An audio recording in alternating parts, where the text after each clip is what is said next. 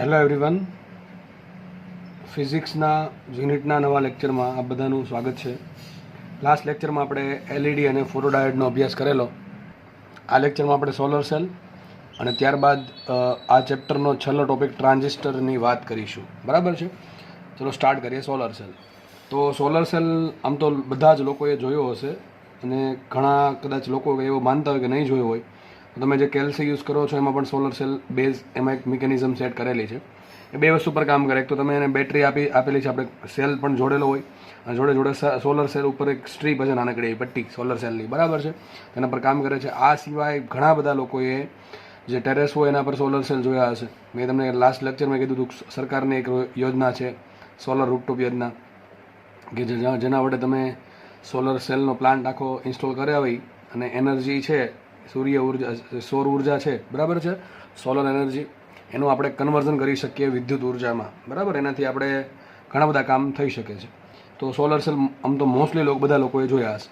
હવે તમે એક વસ્તુ ઓબ્ઝર્વ કરી હશે સોલર સેલમાં, કે એનો જે વિસ્તાર હોય ને મોટો હોય. અત્યાર સુધી તમને જે ભણાવ્યું એલઈડી, તમે જુઓ એલઈડી તમે બધા જોઈ છે, નાનકડી એવી બહુ સાઇઝ નાની હોય એમ તો. બરાબર છે? બહુ મગના દાણા જેવડી સાઇઝની એલઈડી લગભગ હોય. બરાબર? થોડીક મોટી એનાથી. તો એલઈડી નાની હોય, ફોટોડાયોડ પણ નાનો હોય. બરાબર? પણ એની કમ્પેરિઝનમાં સોલર સેલ છે ને એનો એરિયા મોટો હોય. એનો એરિયા જાણી જોઈને મોટો રાખવામાં આવે. કારણ શું? સોલર સેલનો જે એરિયા છે એ મોટો એટલા માટે રાખવામાં આવે કે પહેલાંમાં શું હતું બધામાં, કે આપણે એમાં જસ્ટ આપણે બેટરી જોડવાની હતી, આમાંથી પાવર મેળવવાનો છે. સોલર સેલમાં પહેલી વાત, સોલર સેલમાં બેટરી જોડવાની હોય નહીં. જો સોલર સેલમાં બેટરી જોડીને એને કાર્ય આપવાનું હોય તો આપણે સોલર સેલની જરૂર શું છે? સોલર સેલમાંથી તો આપણે એનર્જી મેળવવાની છે. પ્રકાશ ઉર્જાનું વિદ્યુત ઉર્જામાં રૂપાંતરણ થાય અને એ વિદ્યુત ઉર્જાનું આપણે યુટિલાઇઝેશન કરવાનું છે. સોલર સેલનું મેઇન ફંક્શન આ છે. તો પહેલી વસ્તુ મગજમાં બેસી જવી જોઈએ કે સોલર સેલમાં બેટરી હોય નહીં. તો સોલર સેલમાં બેટરી ન હોય તો સોલર સેલમાં સિમ્પલી ફોરવર્ડ બાયસ જેવું રિવર્સ બાયસ જેવું કંઈ હોય નહીં. તો તમને પ્રશ્ન પૂછે સોલર સેલને શેમાં જોડવામાં આવે, તો સિમ્પલ આન્સર હોવો જોઈએ ફોરવર્ડ બાયસમાં ના હોય, neither forward bias nor reverse bias. કારણ કે બેટરી જ નથી. સમજ પડે કે નહીં? ટૂંકમાં એ બધું લાગુ નહીં પડે સોલર સેલને. તો સોલર સેલ છે એ પોતે એક બેટરી જેવું કામ કરશે. એના માટે શું કરવું પડે? એના પર આપણે સૌર ઉર્જા આપાત કરવી પડે. સૌર ઉર્જા આપાત કરવી પડે. બરાબર છે? અને સૌર ઉર્જા આપાત થશે એટલે સૌર ઉર્જાનું વિદ્યુત ઉર્જામાં કન્વર્ઝન થશે. ચલો કઈ રીતે થશે તમને બહુ શોર્ટમાં સમજાવું છું, કારણ કે આમ તો ઘણો ને તો તમને એક પેજમાં ખાલી થિયરી આપી દીધી સોલર સેલની, પણ તમે જુઓ તો આ ઘણા મોટા મોટા ચેપ્ટર છે. સોલર સેલ છે, ફોટોડાયોડ છે, એલઈડી છે, જેનો અભ્યાસ એન્જિનિયરિંગમાં અથવા માસ્ટર્સમાં લોકો કરતા હોય છે. આ બધી વસ્તુઓ વિશે અભ્યાસ ડિટેલ્સમાં. બરાબર છે ને? ઘણા લોકો આના પર રિસર્ચ પણ કરતા હોય છે. તો આપણે બહુ ડિટેલમાં જવાની જરૂર નથી, કારણ કે ચેપ્ટરના પોઈન્ટ ઓફ વ્યૂથી ઘણો નાનો ભાગ ધરાવે છે સોલર સેલ. એટલા માટે હું તમને બહુ વધારે માહિતી નહીં આપી શકવાની. બાકી આના પર જ કલાક સમજાવું તો એ ઓછું છે. સમજ પડે? સોલર સેલ એટલું બધું તો હવે આપણે જો તમે અમુક વર્ષો પછી ડેલી લાઈફમાં આનો યુઝ થવા માંડશે. અત્યારે અવેરનેસ લોકોમાં ધીમે ધીમે આવે છે. બરાબર? જાગૃતિ આવે છે કે ભાઈ આનો યુઝ કરવો જોઈએ. પણ એમાં થોડોક ડ્રોબેક એ છે. બરાબર છે? ઘણા બધા ઇન્સ્ટોલેશનના પ્રોબ્લેમ હોય, ત્યારબાદ મેન્ટેનન્સનો પ્રોબ્લેમ હોય, પછી ઘણી વખત વ્યવસ્થિત પ્રકાશ મળતા ના હોય. ઘણા લોકોના મકાનની હાઇટ એટલી બધી નીચી હોય કે જ્યાં વ્યવસ્થિત રીતે સૂર્યપ્રકાશ પડતો ના હોય. બરાબર છે? આજુબાજુના મકાનની સાઇઝની ઊંચી હોવાના કારણે કે પછી ડેઇલી આપણને શું કહેવાય સૂર્યપ્રકાશ વ્યવસ્થિત મળતો ના હોય. અને બીજી વાત કે સોલર એનર્જી ઉત્પન્ન થઈ તો સામે પછી આપણે સરકારે એવું કીધું કે તમે બહાર વેચી પણ શકો, પણ એના ડિસ્ટ્રીબ્યુટર ના મળે આપણને લેવાવાળા. બરાબર છે? તો આ થોડાક ધીમે ધીમે જે ડ્રોબેક્સ છે એ ધીમે ધીમે છે એ રિડ્યુસ થશે અને ભવિષ્યમાં ધીમે ધીમે સોલર સેલનો ઉપયોગ આપણે બધા કરતા થઈ જશું. બરાબર છે? ડેલી લાઈફમાં ડેલી રૂટીનમાં આનો ઉપયોગ કરવો પડશે. કારણ કે જે ટ્રેડિશનલ આપણા જે સોર્સિસ છે જેના વડે આપણે એનર્જી મેળવીએ છીએ એના કારણે પોલ્યુશનના એટલા પ્રોબ્લેમ છે. બરાબર છે? થર્મલ પાવર પ્લાન્ટ હોય કે ન્યુક્લિયર પાવર પ્લાન્ટ હોય. બરાબર? તો આ બધાના કારણે એનર્જી મળે છે તો એના કરતાં એકદમ સસ્તી મળે છે. સસ્તી ને એકદમ ફ્રી ઓફ કોસ્ટ. બરાબર? કુદરતમાંથી જે મળે ડાયરેક્ટલી સસ્તી જ હોય ને એકદમ શું કહેવાય ફ્રી હોય. સસ્તી એટલા માટે કહું છું કે જ્યારે શરૂઆતમાં થોડુંક આનું મેન્ટેનન્સ હોય, શરૂઆતમાં તમારે થોડુંક શું કહેવાય રોકાણ કરવું પડે, એટલે કે ઇનિશિયલ ઇન્વેસ્ટમેન્ટ થોડુંક હોય આનું. તો ત્યારબાદ આની જે શું કહેવાય સર્વિસ છે એ ફ્રી ઓફ કોસ્ટ રહેશે. બરાબર? તો ભવિષ્યમાં સોલર સેલ બધાને ઉપયોગ કરવો પડશે. ઇન શોર્ટ એવું કહેવા માંગુ છું. બરાબર? તો સ્ટાર્ટ કરીએ. તો આપણે હવે થિયરી પર જઈએ. થિયરી બહુ શોર્ટમાં બહુ ઓછી તમારે થિયરી છે એટલે આપણે એટલે જ ડિસ્કસ કરશું, વધારે કંઈ ડિસ્કસ કરશું નહીં. બરાબર? ઓકે, ચલો સ્ટાર્ટ કરીએ આપણે. તો સોલર સેલ હકીકત ફોટોડાયોડ અને સોલર સેલ સરખા સિદ્ધાંત પર કામ કરે. તમને લાસ્ટ ટાઈમ સમજાવ્યું હતું ફોટોડાયોડ કયા સિદ્ધાંત પર કામ કરે છે. હવે આજે આપણે રિપીટ નહીં કરીએ. બરાબર છે? તો સોલર સેલ અને ફોટોડાયોડ સેમ સિદ્ધાંત પર કામ કરે છે, પણ થોડો ડિફરન્સ છે. તમને ખબર છે ફોટોડાયોડમાં આપણે બેટરી જોડવી પડે અને પાછો એમાંય તે ફોટોડાયોડને રિવર્સ બાયસમાં જોડવો પડે. એટલે આપણને શું મળે? રિવર્સ સેચ્યુરેશન કરંટ મળે. સરખા સિદ્ધાંત પર કામ કરે એટલે કેમ લખ્યું છે? આ શેના આધારે કીધું છે સરખા સિદ્ધાંત પર કામ કરે? તમને કંઈ ખ્યાલ આવે છે શેના આધારે કીધું છે? જો એ આધાર પર કીધું છે આ સેન્ટેન્સ કે ફોટો ડાયોડને પણ તમારે બહારથી પ્રકાશ આપવો પડે અને સોલર સેલને પણ આપણે બહારથી પ્રકાશ આપવો પડે. આપણને ખબર છે બરાબર. ફોટો ડાયોડમાં જ્યારે બહારથી પ્રકાશ ન આપવામાં આવે ત્યારે એમાં બેટરીના કારણે જે રિવર્સ બાયસમાં કરંટ વહે છે, રિવર્સ સેચ્યુરેશન પ્રવાહ, એને કહેવાય ડાર્ક કરંટ. અને જેમ જેમ જેમ આપણે બહારથી પ્રકાશની તીવ્રતા વધારતા જઈએ છીએ, બહારથી પ્રકાશની ઉર્જા વધતી જાય છે, એ પ્રમાણે એમાં રિવર્સ સેચ્યુરેશન કરંટ વધતો તો આપણે કાલે એની લાક્ષણિકતા જોયેલી I વિરુદ્ધ Vના આલેખ પરથી.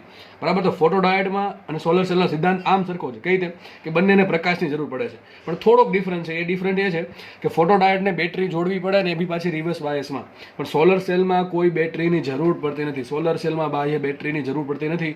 સોલર સેલ બનાવ્યા પછી, એનું યુટિલાઇઝેશન કર્યા પછી, ઉપયોગ કર્યા પછી, અમુક સમય પછી એ પોતે બેટરીની જેમ વર્તન કરે છે. બરોબર છે. તો સિમ્પલ સિદ્ધાંત મેં લખ્યો છે. કઈ રીતે કામ કરે તો જો થશે આવું કે માનો કે પીએન જંક્શન ડાયોડ છે, બરાબર છે. હવે આમાં જે ઓર્ડિનરી આપણે જે પીએન જંક્શન ડાયોડ પી છે ને એન છે એમ જોડી દઉં એમ નહીં હોય, બરાબર છે. એક મોટા વિસ્તારમાં ફેલાવો કર્યો હશે અને પી જે છે એનોડ જે છે એ આપણને આંગળીના આકારનો, તમે ઘણી વખત સ્ટ્રીપ જોઈએ છે, આવી સ્ટ્રીપ જોઈએ છે, બરાબર છે. તો ટૂંકમાં આમાં પીએન જંક્શન ડાયોડ છે એ ડાયરેક્ટલી આપણે જે યુટિલાઇઝ કરીએ કે બે પી લીધો ને એન લીધો જોડી દો એમ નહીં હોય. થોડોક એનો શેપ ડિફરન્ટ છે, બરોબર છે. ઉપર બાજુ કાચનું લેયર હોય કે ભાઈ ડાયરેક્ટલી કોઈ ડસ્ટ કે પાર્ટિકલ કે એના પર ચોટી ના જાય કે નુકસાન ના થાય, બરાબર. એટલા માટે એના પર પાતળું લેયર હશે, પારદર્શક લેયર. થશે કેવું કે એના પર પ્રકાશ પડશે. પ્રકાશ પડવાના કારણે આપણને ખબર છે પી વિભાગ ને એન વિભાગ. હવે અહીંયા વચ્ચે શું બની જાય કે ભાઈ થોડાક છે એ પીમાં મેજોરિટી કેરિયર કોણ હશે? હોલ્સ હોય. એનમાં કોણ હશે? ઇલેક્ટ્રોન હશે. એટલે બંનેની મુવમેન્ટના કારણે નાનકડું એક લેયર બનશે, બરાબર છે. એક નાનકડું ડેપ્લેશન બેરિયર બનશે. ડેપ્લેશન બેરિયરનું વિદ્યુત ક્ષેત્ર આ બાજુ હશે, બરોબર છે. ડેપ્લેશન બેરિયરનું વિદ્યુત ક્ષેત્ર આ બાજુ હશે. તો થશે એવું કે આ હોલ્સ જે છે હવે વિદ્યુત ક્ષેત્રની અસરના હેઠળના કારણે જો બેટરી તો જોડી જ નથી, બેટરી એમાં સપોર્ટ નહીં કરે અને અપોઝ નહીં કરે, કારણ કે બેટરી જોડવાની થતી જ નથી બેટરી.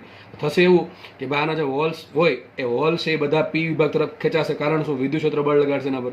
હોલ્સ પર બળ ક્યાં લાગે? વિદ્યુત ક્ષેત્રની દિશામાં. અને ઇલેક્ટ્રોન પર બળ ક્યાં લાગે? વિદ્યુત ક્ષેત્રની વિરુદ્ધ દિશામાં. તો જેવું વિદ્યુત ક્ષેત્ર ઉત્પન્ન થવા માંડ્યું થશે એવું કે આમાં જે હોલ્સ છે એન વિભાગના હોલ્સ કે પી વિભાગના હોલ્સ એ બધા આ બાજુ ખેંચાશે. ટૂંકમાં બધા લગભગ આ બાજુ ભેગા થશે, પી સાઈડ ભેગા થાય, બરાબર છે, હોલ્સ. અને એ જ રીતે ઇલેક્ટ્રોન છે, મુક્ત ઇલેક્ટ્રોન, એના પર બળ લાગે વિદ્યુત ક્ષેત્રની વિરુદ્ધ દિશામાં, એટલે બધા ઇલેક્ટ્રોન છે એ આ બાજુ ભેગા થશે. તો બેટરી નથી ક્યાંય, બેટરી છે જ નહીં, એનું પોતાનું જે વિદ્યુત ક્ષેત્ર ઉત્પન્ન થાય છે એના કારણે આવું થાય. અને બીજી વસ્તુ તમને થાય સર આ વિદ્યુત ક્ષેત્ર શું કામ ઉત્પન્ન થયું? એક તો પોતાની મુવમેન્ટના કારણે, બીજી વસ્તુ બહારથી પ્રકાશ આપીએ છીએ. બહારથી પ્રકાશ આપશું તો આમાં મેક્સિમમ આપણે કાલે તમને સમજાવ્યું હતું, પ્રકાશના કારણે તાપમાન વધે. તાપમાન વધવાથી તમને ખબર છે ગતિ ઉર્જા વધે, કે બરાબર અથવા કુલ ઉર્જા E બરાબર 3/2 કેબીટી, બરાબર છે, અથવા F/2 કેબીટી, તમે જે પણ લો એ. આપણે આની વાત છે કે ગતિ ઉર્જા વધે. કોની વધે? ઇલેક્ટ્રોનની, હોલ્સની. ઇલેક્ટ્રોન અને હોલ્સની ગતિ ઉર્જા વધશે બહારથી પ્રકાશના કારણે, એટલે મેક્સિમમ નંબરમાં ઇલેક્ટ્રોન અને હોલ્સ ઉત્પન્ન થશે, બરાબર. કદાચ બંધિત અવસ્થામાં હશે તો પણ ઉત્પન્ન થશે. ઉર્જા મળવાના કારણે સહસંયોજક બંધ તોડીને ઉત્પન્ન થશે. પછી વધારાના ઇલેક્ટ્રોન અને વધારાના હોલ્સ મળે છે કોના કારણે? બહારથી જે પ્રકાશ મળે છે એના કારણે, બહારથી જે પ્રકાશના કારણે જે તાપમાન વધે છે એના કારણે, બરાબર છે. તો એ પણ ક્યાં જશે? હોલ જે છે એ બધા પી તરફ ભેગા થશે અને જે ઇલેક્ટ્રોન છે એ બધા ક્યાં ભેગા થશે? એન સાઈડ ભેગા થશે. કોના કારણે? વિદ્યુત ક્ષેત્રની અસર હેઠળ, બરાબર. આવું થશે.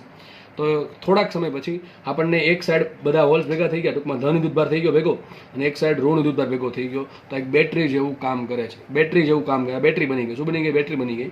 ચેક કરવું બેટરી બની ગઈ તેના માટે શું કરવું પડે? એક સર્કિટમાં જોડવું પડે. માનો કે પીએન એક સોલર સેલ હવે બેટરી બની જાય છે. શું બની જાય છે? બેટરી બની જાય છે.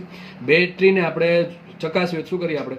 માનો કે એક એલઈડી જોડી દીધી, ટૂંકમાં એક અવરોધ જોડી દીધો, અને આપણે જોઈએ એમાંથી કરંટ ફ્લો થાય કે નહીં, બરાબર છે. તો આપણે આ પ્રમાણે કરંટ ફ્લો કરાવીએ તો પી સાઈડથી એન સાઈડ કરંટ ફ્લો થશે, અને આ જે અવરોધ છે એને ધારો કે આઈ જેટલો પ્રવાહ મળે છે. તો આઈ આ અવરોધ ધારો કે આર છે, પ્રવાહ આઈ છે, તો કેટલું વોલ્ટેજ લેશે? IR જેટલું વોલ્ટેજ લેશે, બરોબર છે. તો આ પ્રમાણે સોલર સેલ કામ કરે. સિમ્પલ સિદ્ધાંત છે અને તમને સિમ્પલ સમજાવ્યું છે, બરોબર. તો લખ્યું છે અહીંયા સોલર સેલ પીએન જંક્શન પર પ્રકાશ આપત કરવાથી તેના બંને છેડા વચ્ચે EMF ઉત્પન્ન કરવામાં આવે છે. તો તમને થશે EMF ઉત્પન્ન કેટલું થાય? નોર્મલી બહુ ઓછું હોય, 0.5 વોલ્ટથી 0.6 વોલ્ટ. કેટલું હોય? 0.5 વોલ્ટથી 0.6 વોલ્ટ. જો કે આંકડો વેરી કરે, બરાબર. આ ફિક્સ ને કેટલું જ હોય, પણ નોર્મલ તમને કીધું છે 0.5 વોલ્ટથી 0.6 હોય. હવે આટલું વોલ્ટેજ તમને ડાયરેક્ટલી કોઈ કામમાં ના આવી શકે, બરાબર છે. તો આના માટે શું કરવું પડે? એક સોલ લીધો, એની જોડે શું કે બીજો સોલર સેલ જોડો શ્રેણીમાં. શેમાં? શ્રેણીમાં. કેમ શ્રેણીમાં જોડીએ? સમાંતરમાં કેમ ન જોડીએ? અને મારે વોલ્ટેજ વધારવું છે. જો સમાંતરમાં જોડીશ તો બધાના વોલ્ટેજ સરખા થઈ જશે, તો તમને બધાને 0.5 વોલ્ટ જેવું જ મળશે. પણ આપણે માનો કે એક સોલર સેલ છે એનો વોલ્ટેજ 0.5 વોલ્ટ, બીજો છે એનું 0.5 વોલ્ટ, ત્રીજો છે એનું 0.5 વોલ્ટ. આ પ્રમાણે ત્રણને ભેગા કેટલું થશે શ્રેણીમાં? 0.5 પ્લસ 0.5 પ્લસ 0.5 1.5 વોલ્ટ. તો આ પ્રમાણે એક સોલર સેલ છે બરાબર, એને ભેગા કરીએ અને એને શું કરીએ આપણે શ્રેણીમાં જોડતા જઈએ. આ પ્રમાણે શ્રેણીમાં જોડીએ તો શું બનશે?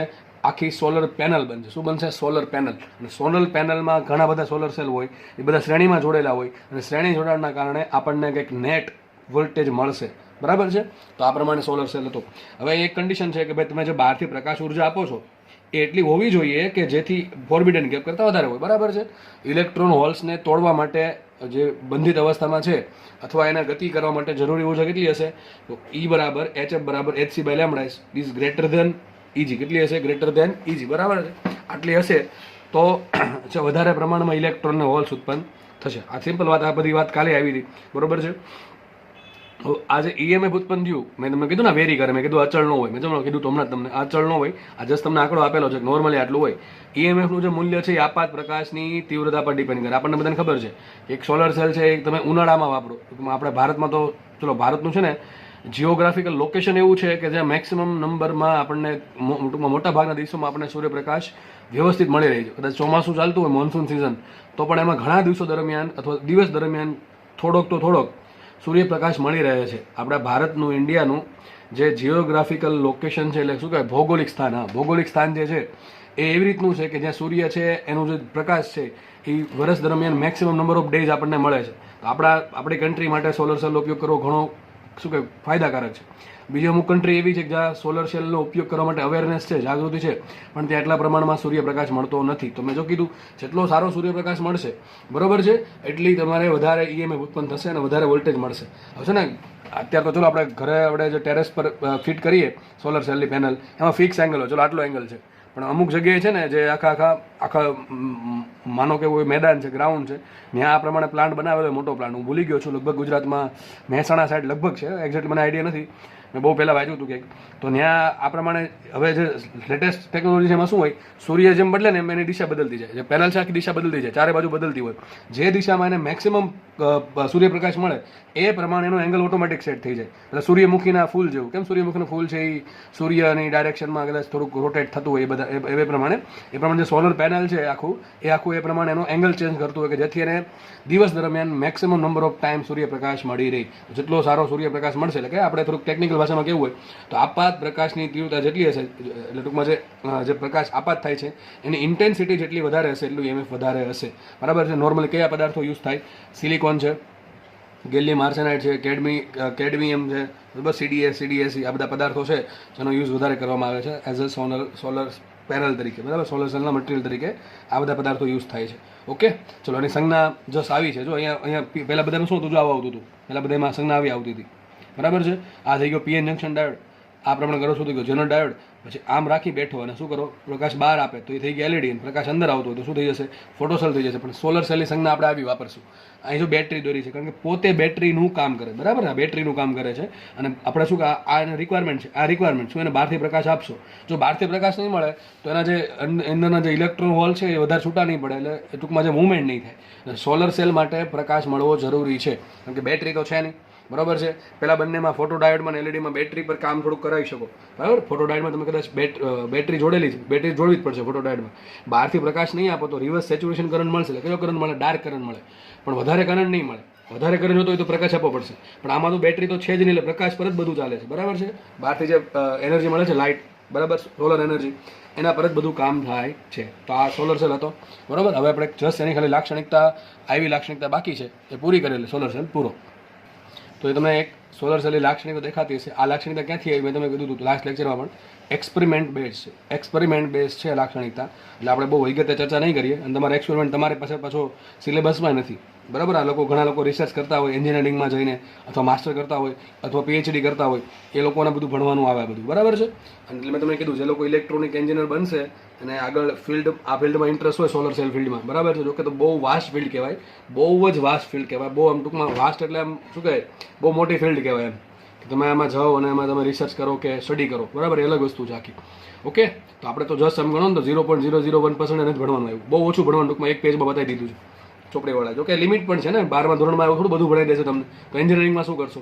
બરાબર, ઓકે ચલો, પણ જે અહીંયા ભણીને જશે વ્યવસ્થિત એની એન્જિનિયરિંગ લાઈફ ઘણી સારી હશે, જો સારા એન્જિનિયર બનવું હશે તો. બરાબર, ચલો આગળ વધીએ તો આપણે હવે સોલર સેલમાં ઈએમએફ છે ને 3 કારણો માટે 3 કારણોના લીધે જ ઉત્પન્ન થાય છે. 3 કારણો કયા છે સોલર સેલમાં ઈએમએફ ઉત્પન્ન થવાના? એક તો જનરેશન, એક સેપરેશન અને કલેક્શન. જનરેશન, સેપરેશન અને કલેક્શન. જનરેશન એટલે ઉત્પન્ન થવું, સેપરેશન એટલે કે છૂટું પડવું, અને કલેક્શન એટલે ભેગું થવું. અમે તમને ઓલરેડી સમજાવું એ જ વસ્તુ છે. 3 રીઝન છે ઈએમએફ ઉત્પન્ન થવાના, આના માટે રિસ્પોન્સિબલ છે. તો પેલું કયું? જનરેશન. જનરેશન શું છે કે બહારથી પ્રકાશ મળે એટલે પીએન જંક્શન ડાયોડમાં બહારથી પ્રકાશ મળશે એટલે પીએન જંક્શન ડાયોડમાં એના ઇલેક્ટ્રોન્સ અને હોલ્સ જે બંધિત અવસ્થામાં છે એને એનર્જી મળશે, અને એનર્જી મળવાના કારણે એ શું કહેવાય સહસંયોજક બંધ તોડીને ઇલેક્ટ્રોન અને હોલનું જોડકું ઉત્પન્ન કરશે. કયા ઇલેક્ટ્રોન? મુક્ત ઇલેક્ટ્રોન અને હોલનું જોડકું જનરેટ કરશે અથવા ઉત્પન્ન. આ જનરેશન છે. શું ઉત્પન્ન થવું? ઇલેક્ટ્રોન અને હોલનું જોડકું ઉત્પન્ન થવું બંધિત અવસ્થામાંથી સહસંયોજક બંધ તોડીને. આ જનરેશન છે. પછી સેપરેશન. સેપરેશન મેં તમને સમજાવ્યું હમણાં કે વિદ્યુત ક્ષેત્ર છે, વિદ્યુત ક્ષેત્રની અસરના કારણે શું થશે? ચલો ઇલેક્ટ્રોન હોલ ઉત્પન્ન થઈ ગયા, વિદ્યુત ક્ષેત્ર માનો કે પી સાઈડ છે, અહીંયા એન સાઈડ છે, વિદ્યુત ક્ષેત્ર આ રીતે હશે. આપણે ખબર છે ડેપ્લેશન બેરનું વિદ્યુત ક્ષેત્ર એનથી પી હોય. તો ઇલેક્ટ્રોન છે હવે ક્યાં જશે?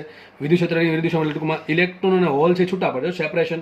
ઇલેક્ટ્રોન હોલનું જોડકું ઉત્પન્ન થયું, હવે સેપરેટ થશે બંને. કોના કારણે? વિદ્યુત ક્ષેત્રના અસરના કારણે. ઇલેક્ટ્રોન છે એન સાઈડ ભાગશે અને પેલા હોલ છે પી સાઈડ ભાગશે, એટલે સેપરેશન થઈ ગયું. અને છેલ્લે થશે કલેક્શન, કે ભાઈ આવા ઘણા બધા જોડકા ઉત્પન્ન થશે તો પી સાઈડ તમને ઘણા બધા આવા હોલ્સ ભેગા થયેલા જોવા મળશે, અને એન સાઈડ છે ઘણા બધા ઇલેક્ટ્રોન જોવા મળશે. તો 3 રીઝન છે સોલર સેલમાં ઈએમએફ જનરેટ થવાના: generation, separation and collection. Generation of electron અને hole pair, separation of electron and hole, and collection of holes and collection of electrons, free electrons. Okay, તો 3 રીઝન રિસ્પોન્સિબલ છે. મેં તમને જે સમજાવ્યું છે એ જ વસ્તુ છે, અને આ એની લાક્ષણિકતા છે. બરાબર, ઘણી વખત આટલો જ પૂછો ઘણી વખત, તો આપણે આટલો જ યાદ રાખજો. આખો યાદ રાખજો, યાદ રહી તો બરાબર છે. તો પહેલું સુધી ક્યારે પૂછવાનું નથી, પણ ભવિષ્યમાં પૂછાઈ શકે તો આપણને વાંધો નહીં. બરાબર, આ આખો આલેખ જો આ પ્રમાણે છે, આખો આલેખ આ પ્રમાણે મળે છે કંઈક. પણ મેં તમને ઘણી વખત કીધું કે આટલું પૂછી નાખ્યું હોય તો પણ આપણને ટીક આવું ન પૂછી નાખશે. આપણા આવો આલેખ આપેલો છે. બરાબર છે, તો આવું પણ આપેલું હોય છે અથવા આખું પણ આપેલું હોય છે. તો ખાસ તમારે જસ્ટ યાદ શું રાખવાનું છે, જો તમારે થિયરી બોર્ડમાં પણ આવે છે, કદાચ એમાં પૂછાઈ ગઈ 2 માર્ક્સમાં તો લખવા થશે. બરાબર, એમાં કંઈક આવું દોડશો તો થોડોક વધારે માર્ક્સ મળશે, ઇમ્પ્રેશન સારી પડશે. અને એમ કદાચ જીનીટમાં પૂછાઈ ગયું આવું, બરાબર છે, જીનીટમાં પૂછાઈ ગયું તો રોકડા 4 માર્ક્સ આવશે. ખાલી યાદ રાખવાથી 4 માર્ક્સ આવશે. એટલે યાદ રાખજો, અને જરૂરી છે. બરાબર, રોકડા 4 માર્ક્સ અપાવશે. 4 આલેખ ગમે મને આપી દીધા હશે, એક ઓપ્શન સાચો હશે. તો ત્રણેયના તમારે ખાસ યાદ રાખવાના છે આઈવી કેરેક્ટરિસ્ટિક. આ ચેપ્ટરમાં આઈવી કેરેક્ટરિસ્ટિક, જે આઈવી લાક્ષણિકતા છે, અથવા તમારી ભાષામાં કહો તો જે આઈવીના જે આલેખો છે એ સૌથી આઈએમપી છે. એક લાક્ષણિકતા તો કંઈક પૂછાશે. પીએન જંક્શનની ફોરવર્ડ રિવર્સની હોય, ઝેનરની ફોરવર્ડ રિવર્સની હોય, પછી એલઈડીની કરાવી હતી, ફોટોડાયોડની કરાવું છું, અને સોલર સેલની કરાવી તમને. બરાબર છે, અને હવે ટ્રાન્ઝિસ્ટર લેશું. એ ટ્રાન્ઝિસ્ટરમાં પણ આપણે આઉટપુટ લાક્ષણિકતા અને ઇનપુટ લાક્ષણિકતા જોશું. બરાબર છે, તો જો અહીંયા જે વોલ્ટેજ છે ને, અહીંયા વોલ્ટેજ, અહીંયા કરંટ 0 છે, એટલે કે ઓપન સર્કિટ વોલ્ટેજ, આટલું મેક્સિમમ વોલ્ટેજ મળે. બરાબર છે, અને અહીંયા આ પોઈન્ટ જે છે ને એ કરંટ મેક્સિમમ છે, તો અહીંયા શોર્ટ સર્કિટ છે. શોર્ટ સર્કિટ કરંટ કોને કહેવાય? કે માનો કે બેટરી છે, બેટરી એને તમે જોડી દો સિમ્પલ આ પ્રમાણે, અવરોધ વગર એને 2 છેડા ભેગા કરી દો તો શોર્ટ સર્કિટ કર્યું કહેવાય. બરાબર છે, બંને છેડા જોડી દીધા. બરાબર, અહીંયા કરંટ આવો મળે. અને ઓપન સર્કિટ વોલ્ટેજ કોને કહેવાય? તો આને કહેવાય short circuit current. Open circuit voltage કોને કહેવાય? મને કે બેટરી છે, તમે એક એમીટર, એક વોલ્ટમીટર જોડો, ટૂંકમાં આ પોઈન્ટ અને આ પોઈન્ટ વચ્ચે અવરોધ જોડ્યા વગર જે વોલ્ટેજ મળે એને કહેવાય ઓપન સર્કિટ વોલ્ટેજ. બરાબર છે, આપણે ચેપ્ટર નંબર 3 માં વધારે ડિટેલમાં ચર્ચા કરશું. બરાબર, ઓપન સર્કિટ વોલ્ટેજ શું છે અને શોર્ટ સર્કિટ કરંટ શું છે, બંને વચ્ચે સંબંધ પણ શું છે એ પણ આપણે જોશું. બરાબર, તો કંઈક આ ટાઈપનો આપણને આલેખ મળશે. તો સોલર સેલ અહીંયા કમ્પ્લીટ થાય છે. તો તમારે ત્રણેય ડાયોડમાં પૂરા કર્યા: LED, solar cell and photodiode. બરાબર છે, ત્રણેયનો યુઝ યાદ રાખો.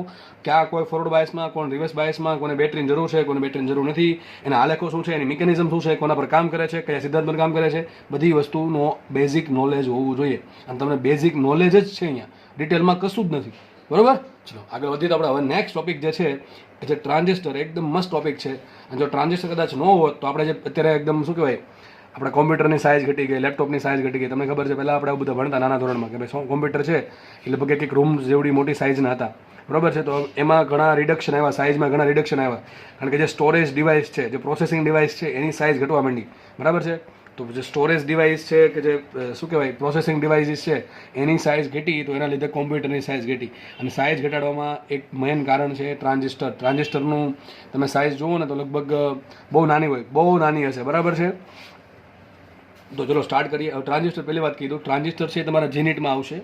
જી અને નીટમાં પ્રશ્ન પૂછાઈ શકે, ગુજકેટમાં પ્રશ્ન નહીં પૂછાય. આઈ થિંક ગુજકેટમાં નહીં પૂછાય. બરાબર, એનું માથું કદાચ ભમી જશે તો પૂછી નાખશે. ગુજરાત બોર્ડમાં પણ નહીં આવે, બરાબર. ગુજરાત બોર્ડમાં પણ ટ્રાન્ઝિસ્ટરમાંથી દાખલો નહીં આવે અને કંઈ થિયરી કે એમસીક્યુ નહીં આવે, બરાબર છે. ગુજકેટમાં પણ નહીં આવે, પણ કદાચ ગુજકેટમાં કદાચ પૂછી નાખે તો આપણને આવડી જશે, કારણ કે આપણે ઓલરેડી જી નીટમાં કરેલું છે, બરાબર છે. ઓકે, ચલો. ગુજકેટમાં તમારે કાંઈ એક્સ્ટ્રા કરવાનું છે, તમને ફિઝિક્સનો ચોપડો છે તમારો એ જ કરવાનો છે, એટલે ગુજકેટમાં 40માંથી 40 આવી જશે. એ પછી તમારા પર ડિપેન્ડ કરે કે આપણે સક્ષમ છીએ કે નહીં, બરાબર છે. એ તમારા પર ડિપેન્ડ કરે છે. ચોપડાની બહાર કંઈ ગુજકેટમાં નહીં જાય, કારણ કે બધું જ કરાવીએ તો આ તો ભાઈ જી નીટ જો પૂછાતું હોય બેઠું એમાંથી તો ગુજકેટ તો પૂછાવાનું જ તે, બરાબર. આપણે હાયર લેવલ પૂછો તો આ તો આવડી જ જશે તમને. તમે જી નીટ લેવલની તૈયારી કરશો તો ગુજકેટ ઓટોમેટિક ક્લિયર થશે. હા, ગુજકેટમાં ક્યારેક થિયરિટિકલ પ્રશ્ન પૂછી નાખે છે, જેમ કે હમણાં લાસ્ટ યરમાં બહુ એક બે થિયરિટિકલ પ્રશ્ન હતા. એ તમારે ગુજરાત બોર્ડ પર ડિપેન્ડ કરે, ભાઈ તમે ગુજરાત બોર્ડ છે એની થિયરી કઈ રીતે સારી વાંચેલી છે. હવે તમને આમાં એક વખત આમાં બહુ સિમ્પલ પ્રશ્ન પૂછ્યો હતો, ભાઈ દિલ્હી છે ત્યાં ડેપ્લેશન પેલો દિલ્હી છે ને ડેક્લેશન એંગલ કેટલો, ટૂંકમાં આવા એકદમ બેઝિક થિયરિટિકલ પ્રશ્નો કે જે કદાચ એક્સપેક્ટ પણ ના કર્યા કે આવા પૂછાશે, એવા આ જે હમણાં ગુજકેટ ગયું એમાં પૂછાણા હતા, બરાબર છે. તો એ તમારા ડીપ નોલેજ પર ડિપેન્ડ કરે કે તમે ચોપડી જે છે ગુજરાત બોર્ડની કઈ રીતે વાંચેલ છે, પેમ્પલેટ કઈ રીતે વાંચેલું છે. બાકી મેક્સિમમ નંબરના જે ન્યુમેરિકલ પ્રશ્નો છે એ બધા તમારા ચોપડામાંથી જ આવી જશે, એટલે તમારે એ બહારથી કરવાની જરૂર નથી, બરાબર. એ જેટલું સમજો છો એ સફિશિયન્ટ છે for the GUJCET and for the JEE and for the NEET. Okay, ચલો આગળ વધીએ આપણે. હવે ભણીએ ટ્રાન્ઝિસ્ટર. ઓકે, ચલો સ્ટાર્ટ કરીએ.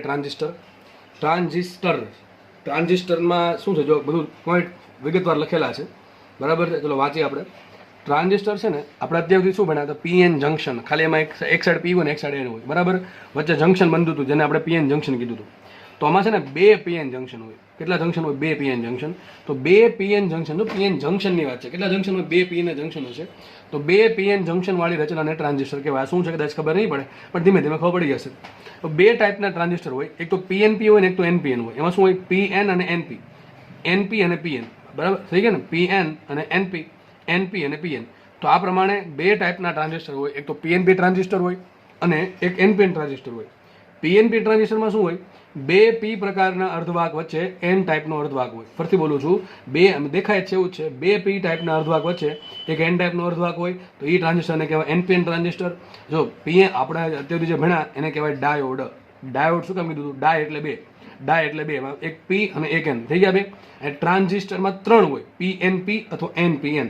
આવું નહીં હોય એન એન એન, આનો કંઈ મતલબ નથી. એન એન એન અથવા પીપીપી આવી રીતેનો કોઈ મતલબ નથી, બરાબર છે. ડાયરેક્ટલી આ તો આખો પદાર્થ જ કહેવાય, પીપીપી અને એનએનએન આ આખો પદાર્થ થઈ ગયો, એનો કોઈ મિનિંગ નથી, બરાબર. તો આપણે 2 પોસિબિલિટી છે, 3 ભેગા કરવાનું. પીએનપી હોઈ શકે અથવા એનપીએન હોઈ શકે, બરાબર. અલગ અલગ બાજુમાં હોવા જોઈએ. પીએન એનપી, જો આમ ના હોય પાછું પીપીએન એવું પણ ના હોય, 2 ભેગા ના થવા જોઈએ, બરાબર છે.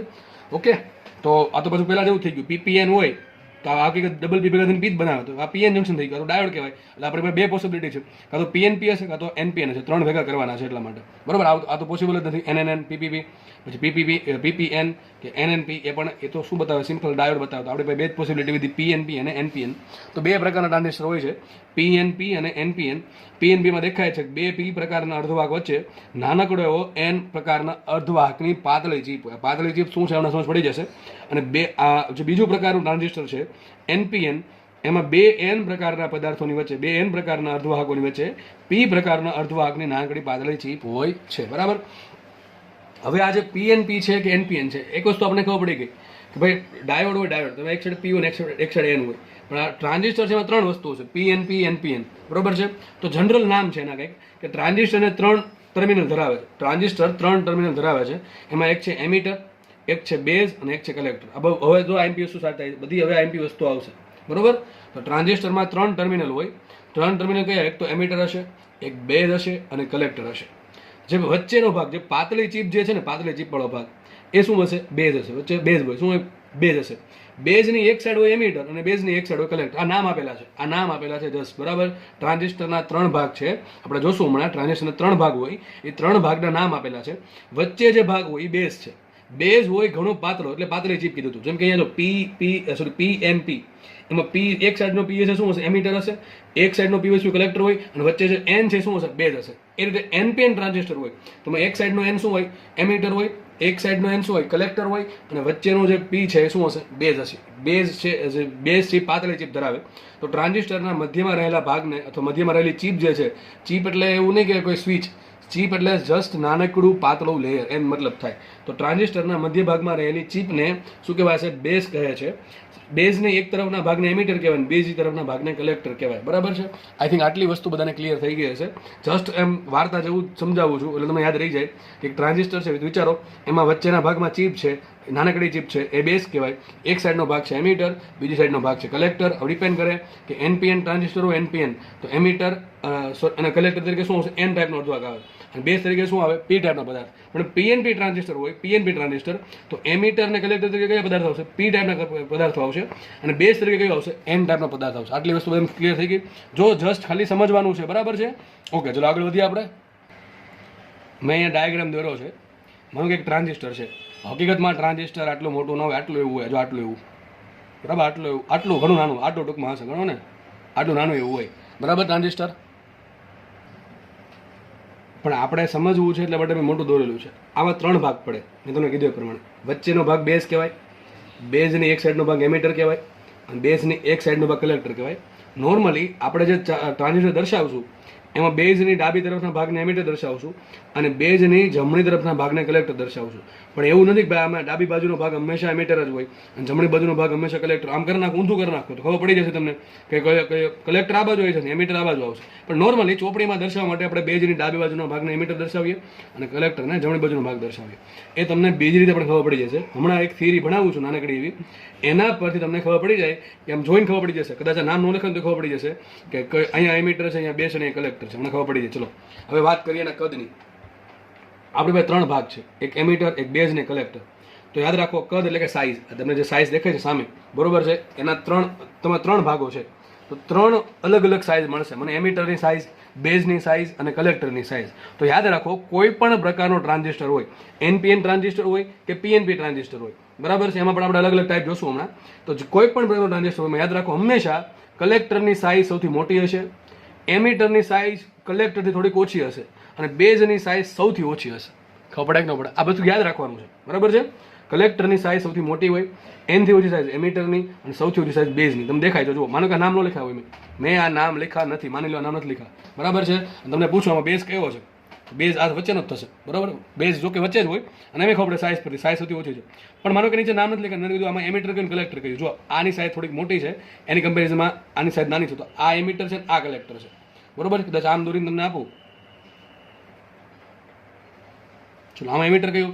તો આ એમિટર થશે, આ તો બેઝ થશે અને આ કલેક્ટર થશે. જેની સાઇઝ મોટી કલેક્ટર હશે. ટૂંકમાં કલેક્ટરની સાઇઝ સૌથી મોટી હોય, એનથી ઓછી સાઇઝ થોડીક એમિટરની અને સૌથી ઓછી સાઇઝ બેઝની હોય. આ વાત થઈ ગઈ સાઇઝની. બીજી વાત કરીએ અશુદ્ધિનું પ્રમાણ. તો આપણી પાસે જો 2 ટાઈપના ટ્રાન્ઝિસ્ટર હોય, એનપીએન હોય અને કોઈ પીએનપી હોય. માનો કે આ સાઈડને બધા એમિટર બને, આ સાઈડના શું બને? કલેક્ટર છે, વચ્ચે બેઝ છે, માની લો ને આપણે, એવું યાદ રાખીએ. તો આ એનપીએનમાં N side emitter, N side collector અને પી છે બેઝ છે. પીએનપીમાં P side emitter, P side base અને એન છે શું છે? બેઝ થશે. સોરી, પી છે એમિટર થાય, પી છે કલેક્ટર થાય અને એન છે બેઝ થશે. કોઈ પણ પ્રકારનું ટ્રાન્ઝિસ્ટર હોય, એનપીઓનું હોય કે પીએનપી હોય, એમાં યાદ રાખો અશુદ્ધિ છે. અશુદ્ધિ ખબર ને? આપણે યાદ કરો, સિલિકોન, જર્મેનિયમ, જેથી ચેપ્ટરનું સ્ટાર્ટ કરી હતી. હવે તો ચેપ્ટરના એન્ડ પર આવી ગયા છે. અશુદ્ધિ શું છે ખબર પડવી જોઈએ કે સિલિકોન અને જર્મેનિયમ છે પોતે ઓછા અર્ધવાહકો છે. એની વાહકતા વધારવા માટે આપણે એમાં 2 પ્રકારની અશુદ્ધિ નાખીએ છીએ, ખબર છે આપણને. એક છે પેન્ટાવેલન્ટ, એક છે ટ્રાયવેલન્ટ. ટ્રાયવેલન્ટના કારણે શું બનશે? પી ટાઈપનો પદાર્થ. ને પેન્ટાવેલન્ટના કારણે શું બનશે? આપણે એન ટાઈપનો પદાર્થ. તો આવી અશુદ્ધિનું જે પ્રમાણ છે, ટૂંકમાં અશુદ્ધિ જે ઉમેરવામાં આવે છે, ડોપિંગ કરવામાં આવે છે, એ સૌથી વધુ અશુદ્ધિ હોય એમિટરમાં, એનથી ઓછી અશુદ્ધિ હોય કલેક્ટરમાં અને સૌથી ઓછી અશુદ્ધિ હોય બેઝમાં. આ બહુ આઈએમપી ટોપિક છે. ટ્રાન્ઝિસ્ટરનું કાર્ય જ્યારે ભણશું આપણે, ટ્રાન્ઝિસ્ટર કયા સિદ્ધાંત પર કામ કરે છે, ત્યારે આ વસ્તુ બહુ કામમાં લાગશે. એમિટરમાં અશુદ્ધિ સૌથી વધારે ઘણા થશે. આમ કેમ રાખ્યું એનું કારણ તમને ત્યારે કહીશું. એમિટરમાં અશુદ્ધિનું પ્રમાણ સૌથી વધારે હોય, કલેક્ટરમાં ઓછું હોય અને બેઝમાં સૌથી ઓછું હોય. બેઝમાં બહુ ઓછી અશુદ્ધિ હોય, સામે એમિટરમાં અને કલેક્ટરમાં ઘણી વધારે હોય અને કલેક્ટર કરતાં પણ એમિટરમાં અશુદ્ધિ વધારે હોય. જો તમને ખબર છે જેટલી અશુદ્ધિ વધશે, માનો કે આપણે એમાં પેન્ટાવેલન્ટ પદાર્થ નાખ્યો, બરાબર, સિલિકોન કે જર્મેનિયમમાં, તો શું થશે? વધારાનો ઇલેક્ટ્રોન મળશે, મુક્ત ઇલેક્ટ્રોન મળશે. હવે આપણને ખબર છે જેટલું અશુદ્ધિનું પ્રમાણ વધારે એટલા સામે વધારે હોલ્સ અને ઇલેક્ટ્રોન મળે. જો આપણે એવું ભણેલા જ છીએ ને કે જેટલી અશુદ્ધિ વધારે, બરાબર, એટલે આપણને વધારે સામે ઇલેક્ટ્રોન ને હોલ્સ મળે. જેટલા ઇલેક્ટ્રોન ને હોલ્સ મળશે, મુક્ત ઇલેક્ટ્રોન ને હોલ્સ, એટલી વાહકતા કેવી હશે? વધારે હોય કે ઓછી હોય? વધારે હશે. આપણે ભણેલા છીએ કે ઇલેક્ટ્રોન્સ, મુક્ત ઇલેક્ટ્રોન્સ ને હોલ્સ શું કરે? વાહકતામાં વધારો કરે.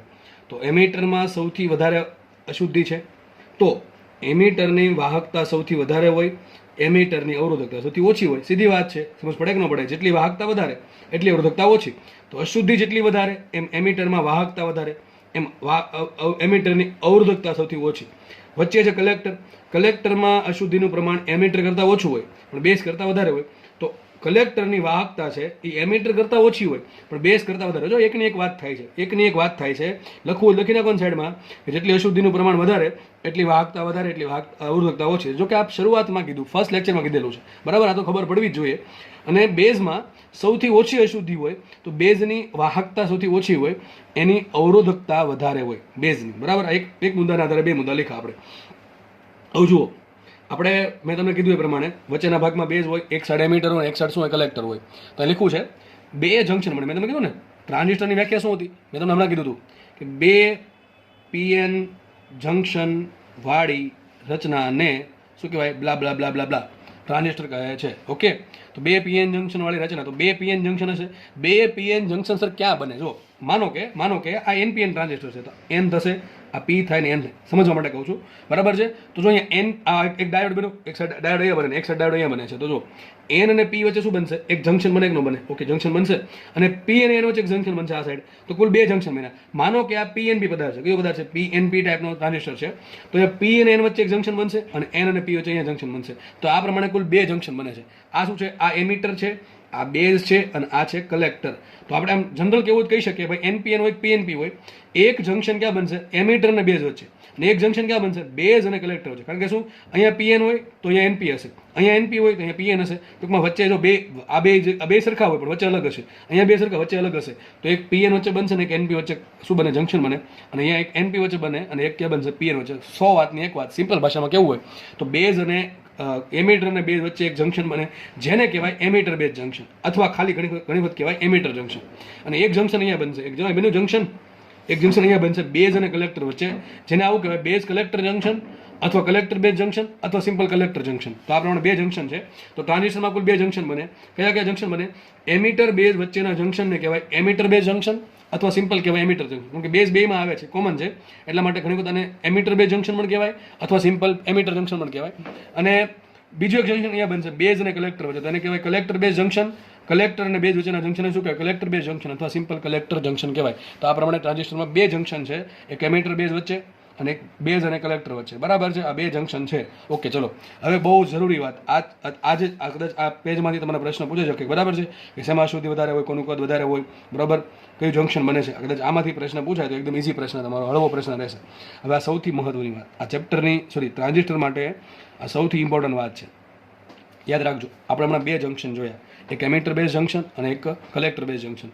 યાદ રાખજો, ટ્રાન્ઝિસ્ટરને તમારે કાર્યશીલ કરવો છે, ટૂંકમાં ટ્રાન્ઝિસ્ટર પછી તમારે કામ લેવું છે, તો યાદ રાખજો આ પાક્કું છે કે એમીટર બેઝ જંક્શનને તમારે હંમેશા ફોરવર્ડ બાયસમાં જોડવું પડશે અને કલેક્ટર બેઝ જંક્શનને તમારે હંમેશા રિવર્સ બાયસમાં જોડવું પડશે.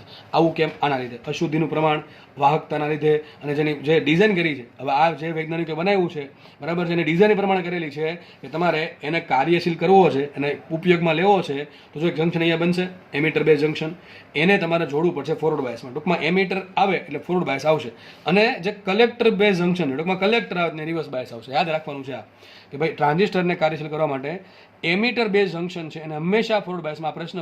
આ પ્રશ્ન પૂછાય મોસ્ટ ટાઈમ પ્રશ્ન છે સ્ટેટમેન્ટ આધારિત કે ભાઈ ટ્રાન્ઝિસ્ટરને કાર્યશીલ કરવું હોય તો એમીટર બેઝ જંક્શન હંમેશા ફોરવર્ડ બાયસમાં હોય અને કલેક્ટર બેઝ જંક્શન હંમેશા રિવર્સ બાયસમાં હોય. પછી ચાહે કોઈ પણ પ્રકારનું ટ્રાન્ઝિસ્ટર હોય, એ પછી એનપીએન હોય કે પીએનપી હોય, એનું એમીટર બેઝ જંક્શન હંમેશા ફોરવર્ડ બાયસમાં હશે અને કલેક્ટર બેઝ જંક્શન હંમેશા રિવર્સ બાયસમાં હશે. આટલી વસ્તુની ખબર આપણને પડી ગઈ. આપણે આગળ વધીએ હવે. તો જનરલી તમને મેં કીધું બે પ્રકારના ટ્રાન્ઝિસ્ટર હોય, એક તો પીએનપી અને એક એનપીએન. તમે દોર્યા છે, જોઈએ મને કે મેં તમને પીએનપી પ્રકારનું ટ્રાન્ઝિસ્ટર બતાવ્યું. હવે તમને સાઇઝ પરથી ખબર પડી જાય જોઈએ કે આમાં એમીટર કયું છે, બેઝ કયું છે, કલેક્ટર કયું છે. કલેક્ટરની સાઇઝ સૌથી મોટી હોય એટલે જો આ કલેક્ટર આ પી કોના કામ કરશે? કલેક્ટરનું કામ કરશે. વચ્ચે બેઝ છે એટલે એન સાઈડ બેઝ થઈ ગઈ, એકદમ નાનો ભાગ, અને અમે વચ્ચે જ હોય. અને પી છે, જો આ પીની સાઇઝ આના કરતાં નાની છે, સોરી આ પીની સાઇઝ મોટી છે એટલે કલેક્ટર થયું, આ થોડીક નાની સાઇઝ એટલે એમીટર થયું, બરાબર છે? તો આ એમીટર થઈ ગયું, આ બેઝ થઈ ગયું, આ કલેક્ટર થઈ ગયું. આપણે 3 ટર્મિનલ મળ્યા. 3 ટર્મિનલ ક્યાંથી? ટર્મિનલ એટલે કે એનાથી આપણે કામ લઈ શકીએ, ઇનપુટ કહી શકીએ, બરાબર છે? તો આપણે 3 ઇનપુટ ટર્મિનલ મળે છે. એક તો જો એમીટરનું અહીંથી મળે આપણને ટર્મિનલ, એક બેઝનું ટર્મિનલ મળે અને એક કલેક્ટરનું ટર્મિનલ મળે, બરાબર છે? એ જ પ્રમાણે તમને નીચે એનપીએન ટ્રાન્ઝિસ્ટર બતાવેલો છે. એમાં જો આની સાઇઝ મોટી છે તો કલેક્ટર થયું, આની સાઇઝ આની નાની છે આ એમિટર થયું, બેમાં એન સાઇડ આવશે, બરાબર છે, એન ટાઈપનો પદાર્થ હશે અને વચ્ચે છે બેઝ, એટલે પી થઈ પી જે પદાર્થ છે પી ટાઈપનો અર્ધભાગ એ બેઝ તરીકે કામ કરશે. આ પણ 3 ટર્મિનલ મળે, એક તો એમિટર ટર્મિનલ, બેઝનું ટર્મિનલ, એક કલેક્ટરનું ટર્મિનલ. હવે માનો કે મારે દર વખતે સર્કિટ બનાવવી છે, સર્કિટ બનાવવી હોય અને સર્કિટમાં આપણે ટ્રાન્ઝિસ્ટર જોડવું હોય તો આટલી મોટી આકૃતિ આપણે દર વખતે બનાવશું નહીં.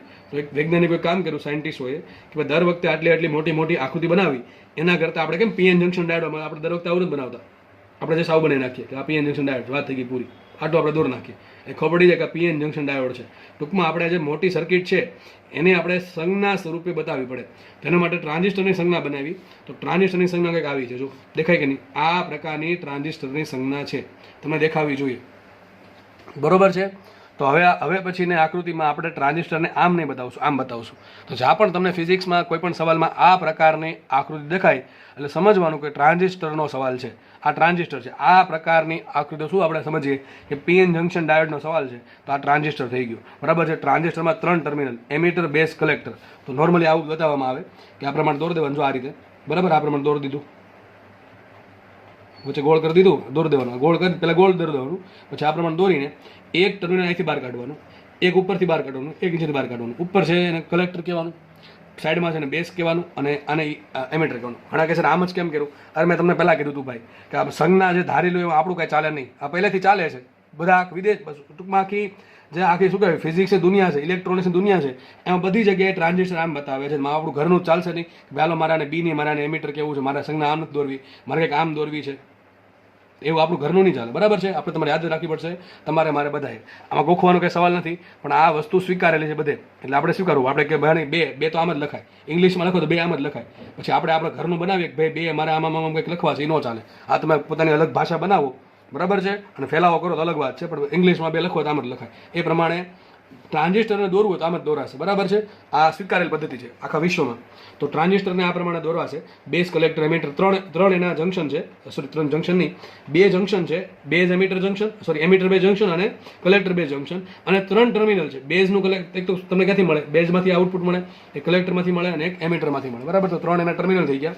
એ જ પ્રમાણે આમાં ઘણા કેસરા પીએનપી ટ્રાન્ઝિસ્ટર દોર્યું તમે અહીંયા એનપીએન દોરવું છે, સેમ વસ્તુ તો કરી છે. ફરક ક્યાં છે? ફરક અહીંયા આવો છે, અહીંયા તીર અંદર હશે, અહીંયા તીર બહાર હશે. જો આ તીર શું છે? આ તીર છે ને પ્રવાહ દિશા બતાવે. શું બતાવે છે? પ્રવાહની દિશા બતાવે છે.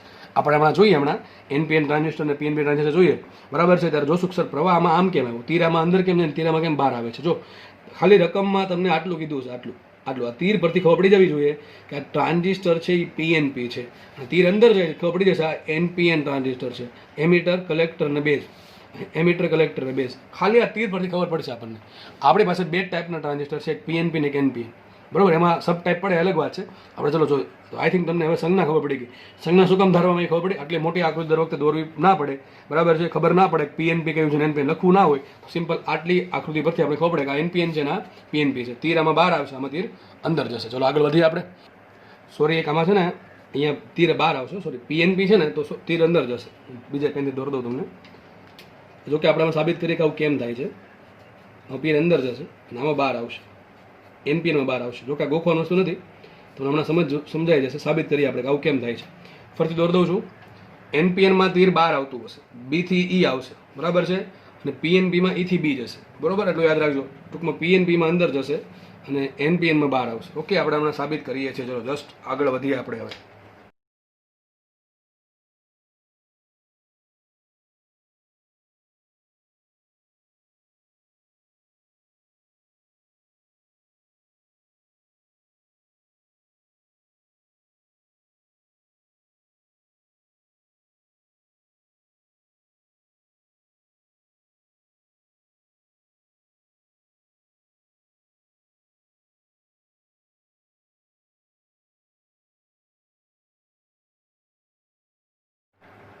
ઓકે, ચલો નવી થિયરી ભણીએ આપણે. એનપીએન ટ્રાન્ઝિસ્ટરની કાર્યવાહી. હવે આપણે એનપીએન ટ્રાન્ઝિસ્ટર બનાવી નાખો, બરાબર છે, પણ એના કામમાં મૂકવાનો છે ને, આપણે કંઈક કામ કરવા માટે બનાવ્યો છે. એ કામ આપણે જોશું કયા કયા કાર્યમાં યુઝ થાય છે. ઘણી બધી જગ્યાએ યુઝ થાય એનપીએન ટ્રાન્ઝિસ્ટર, પીએનપી ટ્રાન્ઝિસ્ટર, બરાબર છે. તો આપણે એની બેઝિક પદ્ધતિ સમજીએ કે કયા સિદ્ધાંત પર કામ કરે છે અને હકીકત કઈ રીતે કામ કરે. જો તો મેં તમને અલગ અલગ કલરથી બતાવ્યું છે. આ કયો ટ્રાન્ઝિસ્ટર છે? એનપીએન. દેખાય છે એનપીએન. એન છે એ એમિટર બનશે વચ્ચે પી છે એ બેઝનું કામ કરશે અને એન છે આ સાઈડનો કલેક્ટર કામ કરશે. જો એમિટરની સાઇઝ છે એ કલેક્ટર કરતાં થોડીક ઓછી છે. કલેક્ટરની સાઇઝ બહુ મોટી છે, એનથી નાની સાઇઝ એમિટરની સૌથી ઓછી સાઇઝ બેઝની છે. એટલે ખબર પડી ગઈ, એમિટર બેઝ કલેક્ટર, બરાબર છે. હવે જો મેં બે જંક્શન દોર્યા છે. આજે છે ને આટલું હું તમને કહી દઉં છું, આ છે બેઝ છે, જો આટલું અહીંથી લઈને આ બેઝ છે, આ બેઝ છે, આ બેઝ છે, બરાબર છે. આ બેઝ બની ગયો. હવે તમને કીધું હમણાં કે આ એક સાઈડ એન સાઈડનો પદાર્થ, એક સાઈડ પી સાઈડનો પદાર્થ. હકીકત શું બન્યા? પીએન જંક્શન ડાયોડ બન્યું. પીએન જંક્શન ડાયોડના કારણે શું બનશે ખબર છે આપણને? એન વિભાગમાંથી પી વિભાગમાં અમુક ઇલેક્ટ્રોન જશે અને પીમાંથી અમુક ભાગમાં એન ભાગમાં હોલ્સ આવશે. તેના કારણે વચ્ચે ડેપ્લેશન બનશે. બનશે કે નહીં બને? તો ડેપ્લેશન બેરિયર બને એવું છે. અને અહીંયા સેમ રીતે અહીંયા પી સાઈડનો પદાર્થ છે, એન સાઈડનો પદાર્થ છે. તો અહીંયા પી સાઈડના પદાર્થમાંથી અમુક હોલ્સ આમ જશે ને એનમાંથી અમુક હોલ્સ ઇલેક્ટ્રોન છે આ બાજુ આવશે. મેજોરિટી કેરિયર જે છે એ. તો એના કારણે અહીંયા પણ કલેક્ટર અને બેઝ વચ્ચે પણ એક જંક્શન બનશે, બરાબર. અહીંયા બેનું ડેપ્લેશન બેરિયર, એક ડેપ્લેશન બેરિયર અહીંયા બનશે, એક ડેપ્લેશન બેરિયર અહીંયા બનશે. મેં તમને બેને અલગ અલગ કલર વડે દર્શાવ્યા છે.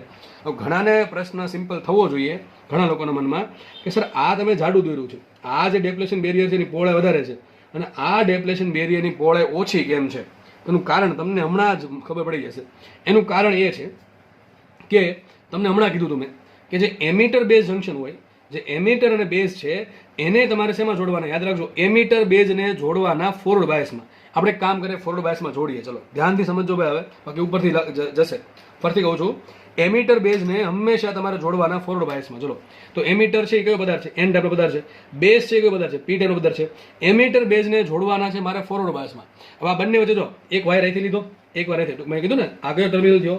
આ થઈ ગયો એમિટર ટર્મિનલ, આ થઈ ગયો બેઝ ટર્મિનલ અને આ થઈ ગયો આપણે શું કહેવાય કલેક્ટર ટર્મિનલ, બરાબર. 3 ટર્મિનલ હોય. 3 ટર્મિનલમાંથી એમિટર અને બેઝ, એમિટર અને બેઝ વચ્ચે આ રેડ કલરના વાયર વડે બેટરી જોડેલી છે. બેટરી જોડવાની બાકી રાખી તમારા માટે મેં કે તમને સમજાય વધારે એટલા માટે. તો વિચારો હવે મારે એમિટર અને બેઝ વચ્ચે એ પ્રમાણે બેટરી જોડવાની કે એમિટર બેઝ જંક્શન છે એ ફોરવર્ડ બાયસમાં આવવું જોઈએ.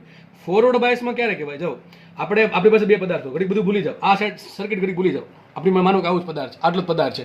એક એન છે અને એક પી છે. એન પીને મારે બેટરી વડે જોડવાના છે એવી રીતે કે એને ફોરવર્ડ બાયસ મળે. તો ફોરવર્ડ બાયસ ક્યારે મળે? વિચારો, સિમ્પલ વિચારો. ફોરવર્ડ બાયસ ક્યારે કહેવાય? પી સાઈડનો પદાર્થ છે એ ધન છેડા સાથે જોડેલો હોય અને એન સાઈડનો પદાર્થ ઋણ છેડા સાથે જોડેલો હોય તેને ફોરવર્ડ બાયસ કહેવાય. તો આપણે શું કરશું? પી સાઈડના છેડાને ટૂંકમાં બેઝને છે ને વડે જોડશું ધન છેડા સાથે. આ બેટરી બાહ્ય બેટરી છે, બાહ્ય બેટરી લીધી છે અને અહીંયા જોડશું નેગેટિવ, બરાબર છે. તો આ પ્લસ થઈ ગયું, અહીં માઇનસ થઈ ગયું. તો વિચારો એમિટર બેઝ જંક્શન શેમાં હોય? ફોરવર્ડ બાયસમાં કે રિવર્સ બાયસમાં? ફોરવર્ડ બાયસમાં. તમે યાદ કરો થિયરી કે જેમાં આપણે પીએન જંક્શન ડાયોડને પેલા પીએન જંક્શન ડાયોડ બનાવ્યો એટલે ડેપ્લેશન બેરિયર બન્યું. એને આપણે જ્યારે ફોરવર્ડ બાયસમાં જોડો હતો ત્યારે યાદ કરો બેટરીનું વિદ્યુત ક્ષેત્ર અને ડેપ્લેશન બેરિયર વિદ્યુત ક્ષેત્ર બે વિરુદ્ધ દિશામાં આવતું હતું. એના કારણે ડેપ્લેશન બેરિયરની પહોળાઈ ઘટતી હતી. એટલા માટે આ નાનું જંક્શન છે. આ ડેપ્લેશન બેરિયરની પહોળાઈ ઓછી છે. કારણ શું? એમિટર બે જંક્શન ફોરવર્ડ બાયસમાં છે એટલા માટે. ચલો આગળ વધીએ. અહીંયા એક જંક્શન બને છે, ઘડીક આ ભૂલી જાઓ. મને આટલું જ છે પી ને એન, બરાબર. આટલું ભૂલી જાઓ. અહીંથી આ પી બેઝ છે, આટલો તમે ગ્રીન દેખાય છે એ છે કલેક્ટર. બંને અહીંયા પી છે, અહીંયા એન છે. એટલે શું ઉત્પન્ન થશે? ડેપ્લેશન બેરિયર ઉત્પન્ન થશે. પરંતુ બેઝ કલેક્ટર જંક્શન હતું. કલેક્ટર બેઝ જંક્શન શેમાં જોડેલું હોય? કલેક્ટર બેઝ જંક્શનને જોડેલું હોય શેમાં? રિવર્સ બાયસમાં. રિવર્સ બાયસમાં ખબર છે ડેપ્લેશન બેરિયરની પહોળાઈ વધે, વિદ્યુત ક્ષેત્ર પ્રબળ થશે. સોરી, આ પ્રબળ થશે કારણ કે બેટરીનું અને પેલા ડેપ્લેશન બેરિયરનું બંને એક દિશામાં આવશે. એટલે પહેલાને બહુ વધારે મુશ્કેલી પડશે. એટલે હવે ડેપ્લેશન બેરિયરની પહોળાઈ વધે. એટલે આમાં આ જાડું છે ને આ પતલું છે. સમજ પડે? દરેકનું કંઈક કારણ છે દોરવાનું. આ પતલું શું કામ દોર્યું છે? ફોરવર્ડ બાયસમાં છે એટલા માટે. આ શું કામ જાડું દોર્યું છે? પહોળાઈ વધારે એટલા માટે છે કારણ કે રિવર્સ બાયસમાં છે એટલા માટે. આટલી ક્લિયર ખબર પડી ગઈ? ઓકે, ચલો આગળ વધીએ આપણે. હવે આપણે બે વચ્ચે બેટરી જોડવાની છે. કલેક્ટર અને બેઝ વચ્ચેના જે ટર્મિનલ છે, આ કલેક્ટર છે, અહીંયા બેઝ છે, એની વચ્ચે બેટરી જોડવાની છે. બેટરી એ પ્રમાણે જોડવાની. કોઈ પણ ટ્રાન્ઝિસ્ટર હોય, કલેક્ટર બેઝ જંક્શન હંમેશા શેમાં હોય? રિવર્સ બાયસમાં. ચલો રિવર્સ બાયસમાં. આ રિવર્સ ક્યારે બને બોલો? અહીંયા પી ટાઈપનો પદાર્થ છે. આ માનો કે પી ટાઈપનો પદાર્થ છે. આ કોમન વાયર છે. અહીંયા કોમન વાયર છે. આ વાયર આમ આવે, માનો ને આટલો. આ સર્કિટ ઘડી ભૂલી જાવ તો વાયર આ પ્રમાણે આવશે, બરોબર છે. ચલો અહીં બેઝ છે, અહીંયા કલેક્ટર છે. તો બેની વચ્ચે બેટરી જોડવાની છે એ રીતે કે અહીંથી રિવર્સ બાયસ બને. રિવર્સ બાયસ ક્યારે બને? પી સાઈડનો નેગેટિવ અને એન સાઈડનો પોઝિટિવ છેડો હોય. બેટરીનો ધન ને ઋણ છેડો છે, એમાં ઋણ છેડો પીને આપીએ અને એન છેડો ધનને આપે. એનાથી ઊંધું તેને શું કહેવાય? રિવર્સ બાયસ કહેવાય. શું જોડશું? આને જોડશું આપણે ઋણ સાથે. સર આમ શું કામ કર્યું? આ શું બધા ખબર છે? આ બે બેટરી છે એવું માની શકો તમે, અથવા મોટી બેટરી માની શકો. કારણ શું? કારણ એ છે કે તમે એમિટર અને બેઝ વચ્ચે જે બેટરી જોડો ને એ નાની જોડવાની હોય. એની જો કેટલું વોલ્ટેજ હોય? 0.5 વોલ્ટથી 1 વોલ્ટ. હવે આ જે બેટરી જોડીને મેં એમિટર અને બેઝને કે જેને ફોટોડાયોડ્સ બનાવે છે એ બેટરી નામ મેં VEE, બસ જસ્ટ ખાલી નામ છે, એમાં કોઈમાં લોજિક નથી કે આને કેમ EE કીધું છે. તો આને કીધું મેં VEE, આને કીધું VCC બેટરી. VCC બેટરી છે એ કલેક્ટર બેઝ જંક્શનને રિવર્સ બાયસ પૂરું પાડે છે, અને VEE બેટરી છે એ એમિટર બેઝ જંક્શનને ફોરવર્ડ બાયસ પૂરું પાડે છે. આની કિંમત ઓછી હોય, આની કિંમત વધારે હોય. આની કિંમત VE બેટરી છે એની કિંમત 0.5 વોલ્ટથી 1 વોલ્ટની હોય, એટલે મેં આટલું દોર્યું છે. અને VCC બેટરી છે એની કિંમત 5 વોલ્ટથી 10 વોલ્ટ, 5 વોલ્ટ આવશે. 5 વોલ્ટથી 10 વોલ્ટ એટલે થોડીક મોટી દોરી છે. તો આ નેગેટિવ થઈ ગયું, આ પોઝિટિવ થઈ ગયું. આટલી ખબર પડી ગઈ? ચલો આટલી સમજ પડી. આગળ વધી આપણે જો થશે શું ફટાફટ સમજાવું તમને. તો જો હવે છે ને આપણે પ્રવાહ દોરવાનો છે. એમાં પ્રવાહ કઈ ડાયરેક્શનમાં છે? તો આપણે છે ને પ્રવાહ હકીકત કોના કારણે હોય? ધન વિદ્યુતભાર ના કારણે હોય. આપણા કેસમાં ધન વિદ્યુતભાર કોણ છે? હોલ છે. કોણ છે? હોલ્સ છે. અને એક પ્રવાહ મળે ઇલેક્ટ્રોનના કારણે. હકીકત જે પ્રવાહ મળે ને પ્રેક્ટિકલમાં એ મળતો ઇલેક્ટ્રોનના કારણે. કોના કારણે મળે? ઇલેક્ટ્રોનના કારણે. પણ આપણે વર્ષોથી એવું માનતા હતા પહેલા અમુક સાયન્ટિસ્ટો જ્યારે શરૂઆતમાં શોધખોળ ચાલુ કરી રિસર્ચ, બરાબર છે, ત્યારે એવું માન્યું કે ભાઈ પ્રવાહ છે એ પ્રોટોનના કારણે એટલે કે ધન વિદ્યુતભારના કારણે મળે છે. તો જે ડાયરેક્શન આપણે બતાવીએ છીએ એ ધન વિદ્યુતભારિત પ્રવાહના આધારે બતાવીએ છીએ, જે થોડીક ખોટી છે. આમ તો એટલે કે ખોટી તો ના કહી શકાય, પણ આપણે જે ધારણા હતી વૈજ્ઞાનિકોની કે પ્રવાહ છે એ પ્રોટોનના કારણે ઉદ્ભવે છે, એ ધારણા ખોટી હતી. પણ ત્યાં સુધીમાં ઘણા બધા રિસર્ચ થઈ ગયા હતા, અને પ્રવાહની દિશા બદલાવાના કારણે કોઈ બધો ફરક પડે નહીં, સૂત્રમાં કોઈ ફરક પડે નહીં. બરાબર, તમે પ્રવાહ ઇલેક્ટ્રોનના કારણે દર્શાવો કે પ્રવાહ પ્રોટોનના કારણે દર્શાવો, બંનેના કારણે પ્રવાહ સરખો જ હોય. તો ઇલેક્ટ્રોનની દિશા, પ્રવાહની દિશા, અને પ્રોટોનના કારણે જે પ્રવાહ દિશા હોય હંમેશા કેવી હોય? વિરુદ્ધ હોય. ઇલેક્ટ્રોનનો પ્રવાહ આમ જતો હોય તો પ્રોટોનનો પ્રવાહ આમ જતો હોય, ટૂંકમાં દિશા કેવી વિરુદ્ધ હોય, પણ બેના મૂલ્ય જ સરખા જ હોય. એટલે સૂત્ર જે તારવા હતા, જે થિયરી બની હતી ત્યાં સુધીમાં, એમાં કોઈ ફરક પડ્યો નહીં. તો વૈજ્ઞાનિકોને કેવું કર્યું કે જે ભાઈ ઇલેક્ટ્રોનના કારણે જે પ્રવાહ મળે એને નામ આપણું સીધું આપણે એમ કહેશું કે ભાઈ ઇલેક્ટ્રોનના કારણે વહેતો પ્રવાહ. અને પ્રોટોનના કારણે આપણે પ્રવાહ માનતા આવીએ છીએ, ટ્રેડિશનલ થઈ ગયો, એટલે એને કીધું ટ્રેડિશનલ કરંટ અથવા રેવાજિક પ્રવાહ. શું કહીએ? રેવાજિક પ્રવાહ. અને મેં તમને પહેલાં કીધેલું છે, આપણી ચોપડીમાં જ્યાં પણ તમને લખ્યું હોય કે વિદ્યુત પ્રવાહ 0.5 એમ્પિયરનો છે, તો આપણે એમ જ માનશું એ તમને કોનો આપ્યો છે? રેવાજિક પ્રવાહ આપ્યો છે, એટલે કે પ્રોટોનના કારણે વહેતો પ્રવાહ આપ્યો છે. હવે એક કામ કરશું આપણે, આ સર્કિટ સમજવા માટે છે ને આપણે ઇલેક્ટ્રોનનો પ્રવાહ ઘણો ઈઝી બને. બરાબર, ઇલેક્ટ્રોનના પ્રવાહના કારણે આપણે ગણતરી કરીએ તો ઘણો ઇઝીલી સોલ્વ થઈ જાય એવું છે. તો થશે જો આવું, જો પ્રોટોનનો પ્રવાહ ક્યાંથી ઉત્પન્ન થાય? પ્રોટોનનો પ્રવાહ ઉત્પન્ન થાય બેટરીના ધન છેડાથી ઉત્પન્ન થશે, અને આગળ વધીને બેટરીના ઋણ છેડામાં આવે. આપણે બે સર્કિટ છે, તો એ પહેલા આ સર્કિટ સમજશું પછી આ સર્કિટ સમજશું. તો અહીંયા પ્રોટોનનો પ્રવાહ હોત તો ધન છેડાથી ઉત્પન્ન થાય અને ઋણ છેડામાં આવે. ઇલેક્ટ્રોનનો પ્રવાહ એટલે ઓપોઝિટ. ઇલેક્ટ્રોનનો પ્રવાહ છે એ ઋણ છેડામાંથી ઉત્પન્ન થાય, એટલે કે ઋણ છેડામાંથી બહાર નીકળે અને ધન છેડામાં અંદર આવે. તો આપણે કામ કરીશું ઇલેક્ટ્રોનનો પ્રવાહ શોધીએ, ઇલેક્ટ્રોનનો પ્રવાહની ગણતરી કરીએ. તો મને કહીથી ઇલેક્ટ્રોનનો પ્રવાહ આ પ્રમાણે જાય છે. આજે રેડ પેનથી દોરું છું, ઇલેક્ટ્રોન બતાવું છું, બરાબર છે. તો આ પ્રમાણે ઇલેક્ટ્રોનનો પ્રવાહ આ બાજુ આવશે, ઉપર જશે. બરાબર, માનો કે ઇલેક્ટ્રોન આવ્યા. હવે અહીંથી ઇલેક્ટ્રોન આવે છે. ઇલેક્ટ્રોન ધારો કે ક્યાં આવ્યા? એમિટરમાં આવ્યા. જો એમિટરમાં શું છે? એન ટાઈપનો પદાર્થ છે, એટલે એમાં હોલ્સ કેવા હોય? ઓછા હોય. એન ટાઈપનો પદાર્થ એટલે હોલ્સ કેવા હશે? બરાબર ને, એન ટાઈપના પદાર્થમાં શું હોય? ભરીને મુક્ત ઇલેક્ટ્રોન ભેગા હોય, પણ હોલ સામે કેવા હોય? બહુ ઓછા હશે. થશે એવું કાંઈથી જે ઇલેક્ટ્રોન આવે છે મુક્ત ઇલેક્ટ્રોન, બરાબર, બેટરી દ્વારા, એમાંથી થોડાક જ ઇલેક્ટ્રોન હોલ સાથે સંયોજાશે. કારણ શું છે? કારણ એ છે કે એમાં હોલ્સની સંખ્યા ઓછી છે, પણ આમાં ઘણા બધા ઇલેક્ટ્રોન છે, મુક્ત ઇલેક્ટ્રોન. થશે એવું અહીંયા મુક્ત ઇલેક્ટ્રોન આવ્યો, એક મુક્ત ઇલેક્ટ્રોન બેટરીમાંથી આવ્યો, તો એક મુક્ત ઇલેક્ટ્રોન બહાર વહી જશે. કે અંદર જે સંખ્યા છે એ સરખી રહી. આવું હકીકત થાય, બરાબર છે. ધારો કે બીજો ઇલેક્ટ્રોન અંદર આવ્યો બેટરી દ્વારા, તો આનો જે મુક્ત ઇલેક્ટ્રોન છે બહાર વહી જશે. કોને મળશે? હોલ્સને મળશે. તો મતલબ કે ધારો કે 5 ઇલેક્ટ્રોન બેટરીને આવે છે, તો 5 ઇલેક્ટ્રોન બેઝમાં જશે. ક્યાં જશે? બેઝમાં જશે. ધ્યાનથી સમજો. હવે માનો કે આપણે એવું રાખશું 100 ઇલેક્ટ્રોન, સમજવા માટે 100 ઇલેક્ટ્રોન રાખી, 100 ઇલેક્ટ્રોન એમિટરમાં પ્રવેશે, તો 100 ઇલેક્ટ્રોન ક્યાં જશે? બેઝમાં જશે. ક્યાં જશે? બેઝમાં જશે. પરંતુ અશુદ્ધિ બેઝમાં કેટલી હોય? ઓછી હોય. અશુદ્ધિ શું તમને ખબર પડશે આમાં અશુદ્ધિ કેમ વધારે હોય ને કેમ ઓછી હોય એ સમજાવું છું. બેઝમાં અશુદ્ધિ કેવી હોય? બહુ ઓછી હોય. બેઝમાં કયો પદાર્થ છે? પી ટાઈપનો પદાર્થ છે. બેઝમાં પી ટાઈપનો પદાર્થ છે. પી ટાઈપનો પદાર્થમાં વધારે શું હોય? હોલ્સ હોય. શું વધારે હોય? હોલ્સ હોય. પરંતુ માનો કે બહુ બધા હોલ્સ હોય, બહુ બધા હોલ્સ, તો થાત શું? આ જે બધા ઇલેક્ટ્રોન બેઝમાં આવે છે એ બધા ઇલેક્ટ્રોન છે એ પેલા હોલ સાથે સંયોજાઈને શું બનાવે? તમને ખબર છે પ્રોસેસ થશે, બરાબર છે. તો આગળ ઇલેક્ટ્રોન વધી ના શકે. ધારો કે અહીંયા 100 ઇલેક્ટ્રોન આવ્યા ને 100 હોલ્સ એને મળી ગયા, તો ઇલેક્ટ્રોન તો આગળ જશે જ નહીં. એટલા માટે જ આપણે જાણી જોઈને બેઝમાં અશુદ્ધિ ઓછી રાખી. બેઝમાં અશુદ્ધિ ઓછી છે તો આજે 100 ઇલેક્ટ્રોન, આજે જસ્ટ સમજવાની વાત છે. 100 ઇલેક્ટ્રોન હોય, ઘણા બધા કરોડોની સંખ્યામાં ઇલેક્ટ્રોન હોય. જસ્ટ સમજવા માટે કહું છું 100 ઇલેક્ટ્રોન, કે 100 ઇલેક્ટ્રોન એમિટરના બેઝમાં આવ્યા, પણ સામે બેઝમાં હોલની સંખ્યા બહુ ઓછી છે. કારણ કે પી ટાઈપનો પદાર્થ ભલે છે, એમાં હોલ્સ ભલે વધારે છે, પણ એન ટાઈપના પદાર્થ કરતાં પી ટાઈપમાં અહીંયા પ્રમાણ બહુ ઓછું છે, અશુદ્ધિ બહુ ઓછી છે, નજીવી અશુદ્ધિ છે એમિટરની સરખામણીમાં. એટલા માટે થશે એવું કે ભાઈ માનો કે એમાં 100 ઇલેક્ટ્રોન આવ્યા, તો 100 ઇલેક્ટ્રોનની સામે અહીંયા હોલ્સ બહુ ઓછા હશે, અશુદ્ધિ બહુ ઓછી છે. તો માનો કે 100 ઇલેક્ટ્રોનમાંથી 5 ઇલેક્ટ્રોન છે, 5 ઇલેક્ટ્રોન એ આ 5 હોલને મળી ગયા. કોના? બેઝના હોલને. હવે વધારે 95 ઇલેક્ટ્રોન પેન્ડિંગમાં બેઠા છે, પણ સામે હોલ કેવા છે? ઓછા છે. તો આ ઇલેક્ટ્રોનમાંથી કોઈ રસ્તો છે નહીં. થશે એવું માનો કે માનો કે આના 5 ઇલેક્ટ્રોન છે એ 5 હોલ સાથે સંયોજાઈ ગયા, તો આની પાસે બધા માઇનોરિટી, જો પી ટાઈપનો પદાર્થ છે તેવું નથી એમાં મુક્ત ઇલેક્ટ્રોન નહીં હોય. આ પી ટાઈપનો પદાર્થ ભલે છે પણ એમાં મુક્ત ઇલેક્ટ્રોન તો હશે જ ને ભાઈ, સિલિકોનના, બરોબર છે. તો માનો કે એક ઇલેક્ટ્રોન એમિટરનો એક હોલ સાથે સંયોજાય તો આનો જે મુક્ત ઇલેક્ટ્રોન હતો એને ખોટું લાગી જાય, ભાઈ બહારનો ઇલેક્ટ્રોન છે એ આવીને હોલ સાથે સંયોજાય છે તો આપણે એથી પલટી મારીએ, બરાબર છે. તો આનો જે ઇલેક્ટ્રોન છે બેઝનો ઇલેક્ટ્રોન એ પાછો નીચે આવશે અહીંયા, બરાબર, અહીંયા દોરું છું, નીચે આવશે. એક ઇલેક્ટ્રોન સંયોજાણો તો એક ઇલેક્ટ્રોન આવશે અહીંયા બહાર આવી જશે હોલમાંથી, એનો મુક્ત ઇલેક્ટ્રોન. પાછો એક ઇલેક્ટ્રોન આવ્યો, પાછો એક મુક્ત ઇલેક્ટ્રોન બહાર આવશે અને કોને મળશે? આને મળશે. સર્કિટ દેખી કમ્પ્લીટ દેખાય છે, અહીં સર્કિટ કમ્પ્લીટ થઈ જાય છે. સર્કિટ અહીંયા કમ્પ્લીટ થઈ જાય છે. સમજ પડે કે નહીં પડતી? સમજ પડવી જોઈએ, બરાબર છે. હવે થયું એવું, ભાઈ અહીંથી તો આપણે 100 ઇલેક્ટ્રોન નાખ્યા તો એમિટરના 100 ઇલેક્ટ્રોન બહાર ગયા, કોને મળ્યા? બેઝને મળ્યા. બેઝ કે ભાઈ બેઝે હાથ ઊંચા કરી દીધા, ભાઈ અમારી પાસે તમે તો ચલો 100 ઇલેક્ટ્રોન આપ્યા છે, એમિટરને કીધું કે તમે તો 100 ઇલેક્ટ્રોન આપ્યા અમને, પણ અમારી પાસે 5 જ હોલ છે જે સંયોજાઈ શકે છે. તો કંઈ વાંધો નહીં, આ કે એમિટર એવું કીધું કે 5 ઇલેક્ટ્રોન તો 5 ઇલેક્ટ્રોન સંયોજવા દો. 5 ઇલેક્ટ્રોન સંયોજાઈ ગયા, બરાબર છે. તો જેટલા આના જે ઇલેક્ટ્રોન હતા એ પાછા, માનો કે એક ઇલેક્ટ્રોન બેઝમાં આવ્યો સંયોજાણો, હોલ સાથે સંયોજાણો, એક ઇલેક્ટ્રોન બહાર આવશે બેઝમાંથી. હવે વધ્યા એવું શું? અહીંયા 5 ઇલેક્ટ્રોન સંયોજાઈ ગયા, વધ્યા કેટલા? 95 ઇલેક્ટ્રોન હજી વધ્યા છે, બરાબર છે. તો 95 ઇલેક્ટ્રોન શું કરે ખબર છે? આગળ વધશે કલેક્ટર તરફ. ક્યાં વધશે? કલેક્ટર તરફ આગળ વધશે. તો મને એમ કહો, બેઝમાં કેટલા ઇલેક્ટ્રોન સંયોજાણા? બહુ ઓછા. એમિટરમાં સૌથી વધારે ઇલેક્ટ્રોન, એમિટર ઇલેક્ટ્રોન આપે છે, જો ટૂંકમાં આપતો નથી, ટ્રાન્સફર, જસ્ટ ટ્રાન્સફર થાય છે, બરાબર છે. તો બેઝમાં 5% ઇલેક્ટ્રોન ટ્રાન્સફર ગયા અને બાકીના લગભગ 95% જેટલા ઇલેક્ટ્રોન કલેક્ટરમાં ગયા. કલેક્ટરમાં પાછું સેમ વસ્તુ, એન ટાઈપનો પદાર્થ છે, જેટલા આમાં ઇલેક્ટ્રોન પ્રવેશશે એટલા આમાંથી ઇલેક્ટ્રોન બહાર આવશે, બરાબર. આમાં એક ઇલેક્ટ્રોન અંદર આવ્યો તો એક ઇલેક્ટ્રોન બહાર આવશે, બરાબર છે. ક્યાંથી બહાર આવશે? આ કલેક્ટર જંકશન મારફતે. તો ઇલેક્ટ્રોન બહાર આવ્યા. હવે બહાર બધા ઇલેક્ટ્રોન આવશે, ઇલેક્ટ્રોન બહાર આવી ગયા, આગળ વધશે ઇલેક્ટ્રોન, બધા ઇલેક્ટ્રોન આગળ વધશે ને અહીંયા કોને મળશે? આને મળશે. અને એ જ રીતે આ બેટરી પણ થોડાક ઇલેક્ટ્રોન આપશે અહીંયા, બરાબર કે નહીં? માઇનસ, જો માઇનસ શેડો છે, પ્લસ શેડો. તો આ પ્રમાણે સર્કિટ અહીંયા કમ્પ્લીટ થઈ, બરાબર. દેખાય કે નહીં? દેખાય છે, દેખાવું જોઈએ, બધું દેખાવું જોઈએ, વ્યવસ્થિત સમજાવવું જોઈએ. તો તમને જે પણ રેડ લાઇન દેખાય છે બધા મેં ઇલેક્ટ્રોનને દર્શાવેલા છે, સમજ પડે છે? તો અહીંથી કહાની અહીંથી સ્ટાર્ટ થાય છે, અહીંથી ઇલેક્ટ્રોન આગળ વધ્યા.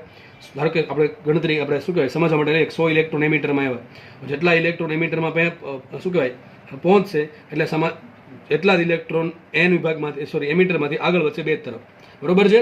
બેઝ તરફ આગળ વધશે. અહીંયા જે એન ટાઈપનો પદાર્થ છે એમાં હોલ્સ બહુ ઓછા હોય, હોલ્સ બહુ ઓછા હશે એટલે કે અહીંયા બહુ ઓછા ઇલેક્ટ્રોન છે એ પોતાના હોલ સાથે સંયોજાશે. મોટા ભાગના ઇલેક્ટ્રોન ક્યાં આગળ વધશે? બેઝમાં આવ્યા, બેઝમાં જોયું અશુદ્ધિ ઓલરેડી ઓછી છે, પી ટાઈપનો પદાર્થ છે પણ હોલ્સ ઓલરેડી ઓછા છે, તો બહુ ઓછા ભાગના, ટૂંકમાં લગભગ 5% ઇલેક્ટ્રોન છે બેઝના હોલને સંયોજાશે. બેઝના હોલને ધારો કે એક ઇલેક્ટ્રોન સંયોજાશે તો બેઝમાંથી જે એના મુક્ત ઇલેક્ટ્રોન છે ઓલરેડી સિલિકોનના જે છે માઇનોરિટી કેરિયર તરીકે, એ કેમ આગળ સર્કિટમાંથી બેઝમાંથી બહાર આવીને કોને મળશે? આના ધન છેડાને મળશે. એ જ રીતે મોટા ભાગના ઇલેક્ટ્રોન છે કલેક્ટરમાંથી પસાર થઈ ગયા અને એના જંકશન મારફતે આગળ વધીને બેટરીને મળ્યા અને એ પ્રમાણે આ બેટરીમાંથી પણ ઇલેક્ટ્રોન ઉત્પન્ન થશે. તો કંઈક આવી કન્ડિશન થઈ, બરાબર. આ તમારું એનપીએન ટ્રાન્ઝિસ્ટરની કાર્યવાહી કંઈક આવી છે, બરોબર છે. અશુદ્ધિ એ વધારે હોય, અશુદ્ધિ એટલા માટે વધારે હોય કે એમિટરમાંથી મોટો પ્રવાહ મળે આપણને, મોટા ભાગના ઇલેક્ટ્રોન છે આગળ વધે એટલે અશુદ્ધિ એમિટરમાં વધારે હોય. જો મેં તમને કીધું હતું ફિઝિક્સમાં કોઈક વસ્તુ, દરેક વસ્તુનું કંઈક કારણ હોય, બરાબર છે. અહીંયા મોટા ભાગના ઇલેક્ટ્રોન મળે એટલા માટે અશુદ્ધિ વધારે હોય અને બેઝમાં અશુદ્ધિ એટલે માટે ઓછી રાખવામાં આવે કે એમિટરમાંથી જે ઇલેક્ટ્રોનનો પ્રવાહ છે, આપણે મેન કામે છે પ્રવાહ આપણને મળવો જોઈએ. પ્રવાહ ક્યારે મળે? મોટા ભાગના ઇલેક્ટ્રોન આખો ટૂંકમાં ફ્લો ચાલુ રહી, તો ફ્લો ચાલુ રહેશે આ પ્રમાણે બેટરીમાંથી ટ્રાન્ઝિસ્ટરમાંથી બેટરીમાં ઇલેક્ટ્રોનનો ફ્લો ચાલુ રહે તો પ્રવાહ મળે. જો આપણે મોટા ભાગના ઇલેક્ટ્રોન અંદર સંયોજાઈ ગયા હોલ સાથે તો પ્રવાહ નહીં મળે, બરાબર છે. આપણે મેન ઇન્ટેન્શન છે કે પ્રવાહ મળવો જોઈએ, બરોબર કે નહીં? ઓકે, ચલો. અને પાછો એન ટાઈપનો પદાર્થ છે, જેટલા ઇલેક્ટ્રોન અહીંયા અંદર આવ્યા, જો એન ટાઈપનો પદાર્થ એટલે હોલ્સ ઓછા જ છે એટલે બહુ ચિંતા છે નહીં કે અહીંયા જે ઇલેક્ટ્રોન આવ્યા એ સામે પાછા હોલ્સને ઓછા સંયોજાય છે, બરાબર. સંયોજન છે કે ઓછા, કારણ કે અહીંયા હોલ્સની સંખ્યા બહુ ઓછી છે. તો આમાં ભરીને પહેલાં ઇલેક્ટ્રોન ભર્યા હતા, એમાં ઇલેક્ટ્રોન ભર્યા હતા, પણ બહારથી પાછા ઇલેક્ટ્રોન આવે તો થશે શું? જેટલા ઇલેક્ટ્રોન આવે એટલા ઇલેક્ટ્રોન પાછા બહાર જશે, તો આ પ્રમાણે બેટરીનો આખો ફ્લો મેન્ટેન થશે. તો જુઓ અહીંયા હવે આ પ્રવાહ કોનો મળ્યો? આ પ્રવાહ મળ્યો આપણને કયો? બેટરીના કારણે મળતો પ્રવાહ. આપણે એક કામ કરીએ, રેવાજીક પ્રવાહ ક્યાં હશે? તો ઇલેક્ટ્રોનનો જે પ્રવાહ છે એની એક્ઝેક્ટલી ઓપોઝિટ ડાયરેક્શનમાં કોનો પ્રવાહ હશે? કોનો પ્રવાહ હશે? રેવાજીક પ્રવાહ. તો ચલો હવે જો અહીંયા વિચારો, જો આપણી પાસે એક સર્કિટ આ છે, એક સર્કિટ અહીંયા છે, બરાબર. આટલો ભાગ, આટલો ભાગ છે, એક ભાગ અહીંયા છે અને એક ભાગ અહીંયા છે. જો આ ભાગ છે એ બેઝનો છે, આ ભાગ છે આખો એ એમિટરનો છે અને આ ભાગ છે તમને સેફ્રોન અથવા ઓરેન્જ કલરમાં દેખાય છે કલેક્ટરનો છે, બરાબર છે. તો એમિટરના ભાગમાં જે પ્રવાહ વહે, રેવાજીક પ્રવાહ, એને કહેશું એમિટર પ્રવાહ આઈ. કયો પ્રવાહ કહેશું? આઈ. બેઝમાં જે પ્રવાહ હોય એને કહેવાય આઈબી અને કલેક્ટરમાં જે પ્રવાહ વહે છે એને કહેવાય આઈસી. ઇલેક્ટ્રોનનો પ્રવાહ આ બાજુ છે તો રેવાજીક પ્રવાહ આ બાજુ હશે. બેઝમાંથી ઇલેક્ટ્રોનનો પ્રવાહ આ બાજુ છે તો બેઝનો રેવાજીક પ્રવાહ આ બાજુ હશે અને કલેક્ટરમાં પ્રવાહ આ બાજુ છે તો કલેક્ટરનો રેવાજીક પ્રવાહ આ બાજુ હશે. બેટરી દ્વારા દોરવું તો આવું કંઈક લાગે.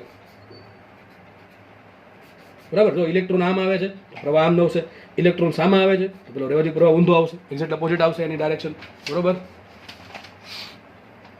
તો અહીંયા કયો પ્રવાહ આવશે? આઈ આવશે. કયો આવશે? આઈ. અહીંયા કયો આવશે? આઈ. ચલો હવે જુઓ, બેઝમાંથી ઇલેક્ટ્રોન નીચે આવે છે તો બેઝમાં રેવાજીક પ્રવાહ ઉપર જશે, કયો? આઈબી. ઓકે. અહીંથી ઇલેક્ટ્રોન સામે આવે છે તો અહીંથી સામો એક પ્રવાહ જશે, આઈસી. અહીંયા પણ તમે જોઈ શકો ઇલેક્ટ્રોન સામે આવે તો કરંટ આ રીતે હશે, કયો પ્રવાહ? રેવાજીક પ્રવાહ. આ થઈ ગયો આઈસી, આ થઈ ગયો આઈસી. ખાસ આ ભાગ જુઓ, આ ભાગ જુઓ. એ શું થયું?